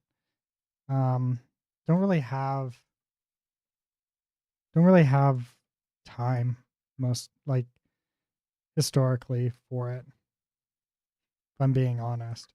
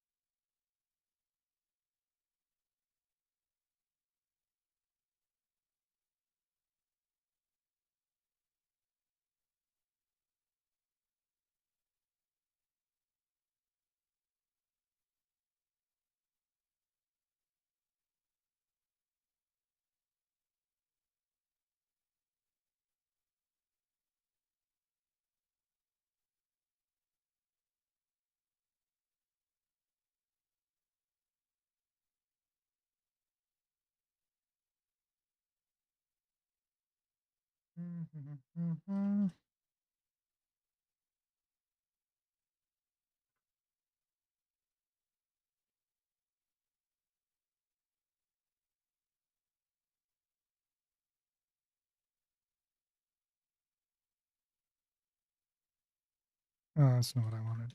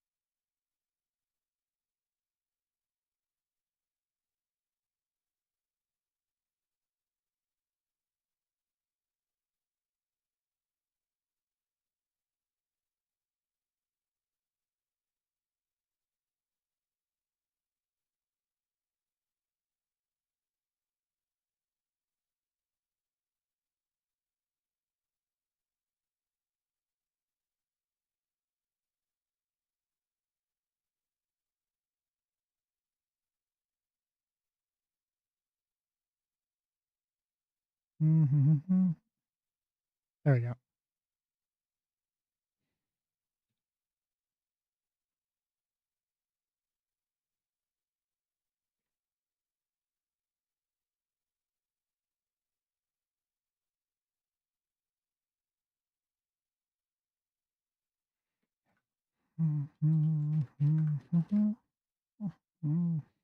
Okay. This should be potentially. Never do that, because if you do, it's going to fuck up your code.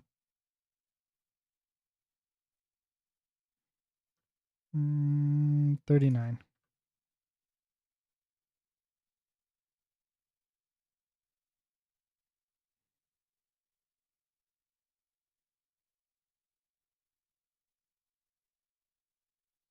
Oh, okay. All right, let's see if this works.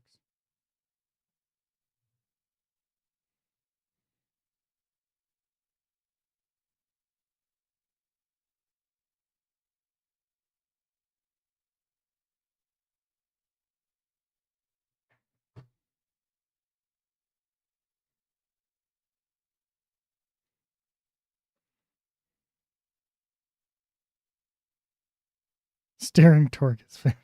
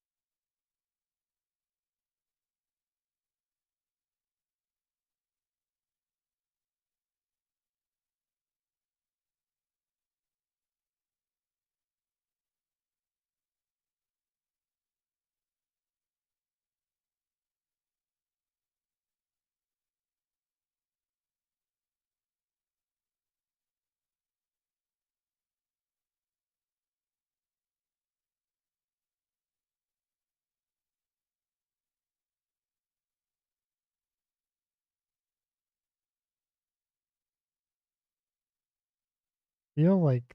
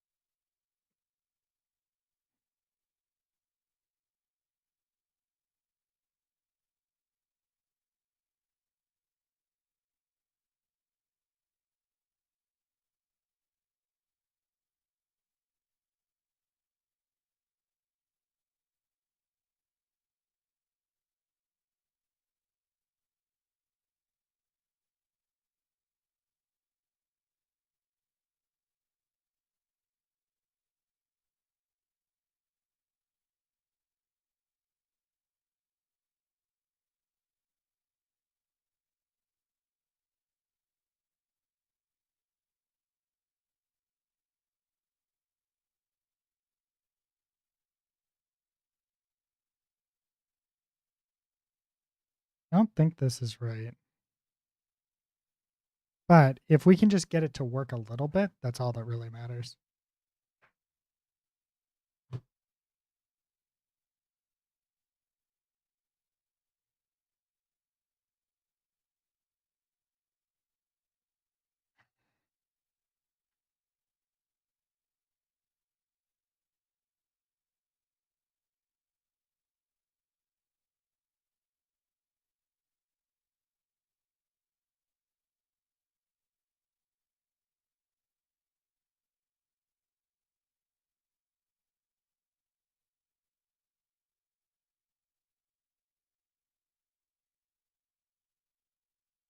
Okay, let's take a look at the drag, because I think the drag is really what's causing it here.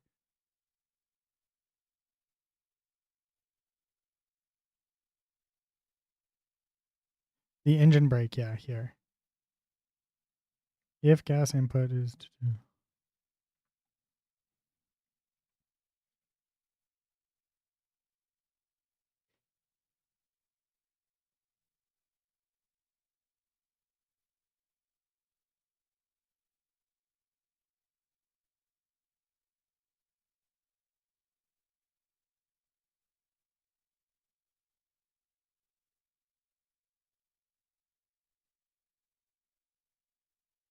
Hmm.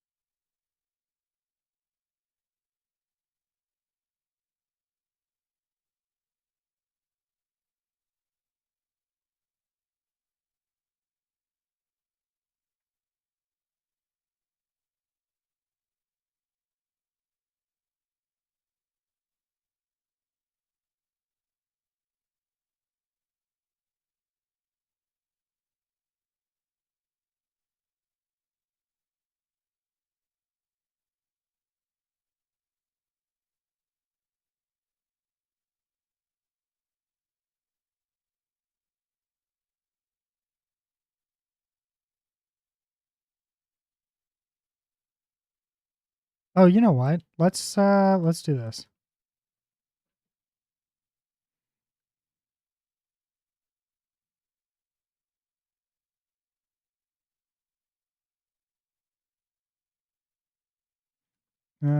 Do.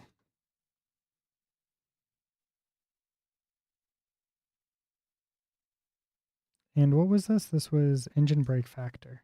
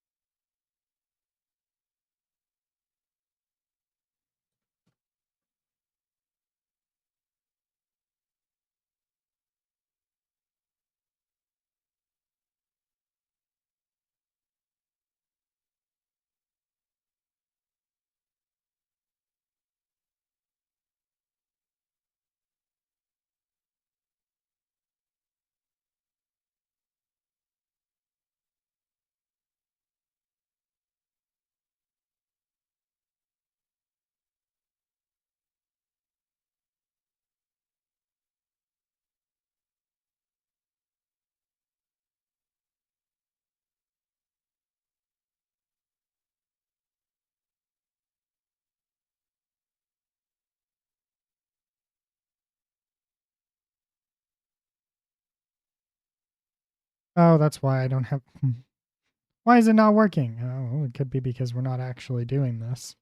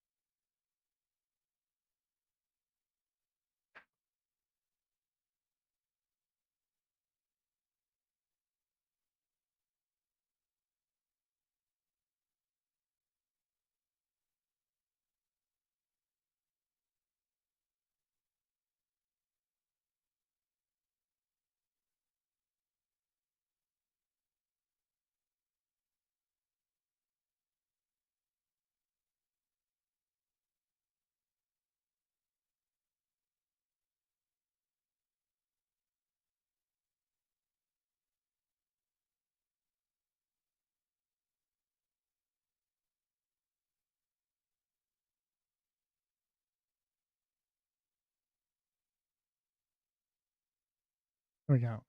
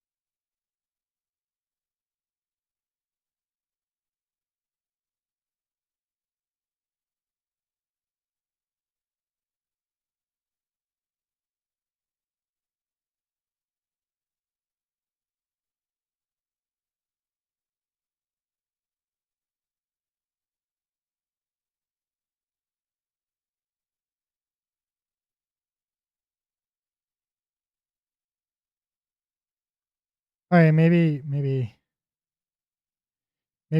just this. Okay, let's try it. I didn't really want to do this, but we're gonna try it anyways.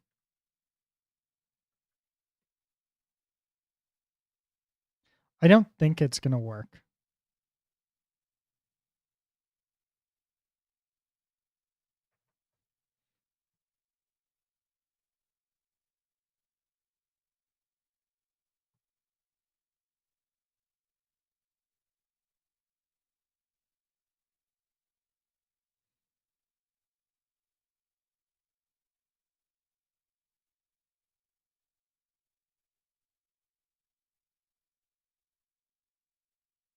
Yeah, it doesn't work.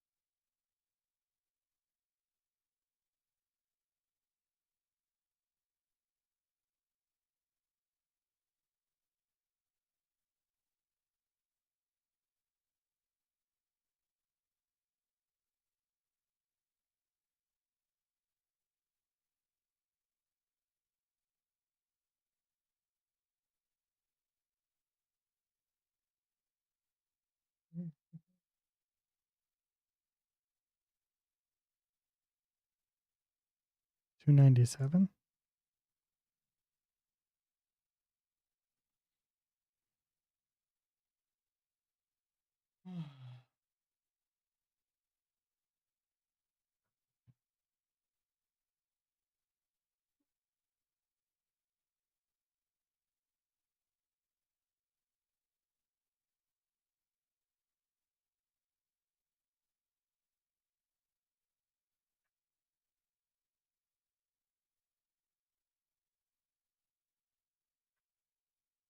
It's not working.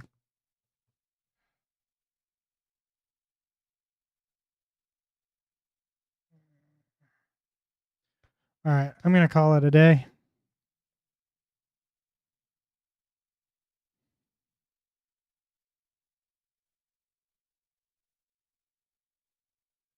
We're going to give my buddy Rush here a raid, though.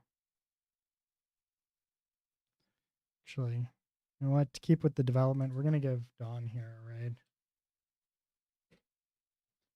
Thanks. I'll catch you guys all later. All right, be nice to Don. He's good people. And see you tomorrow, right? Yeah, see you tomorrow. Ta-ta for now.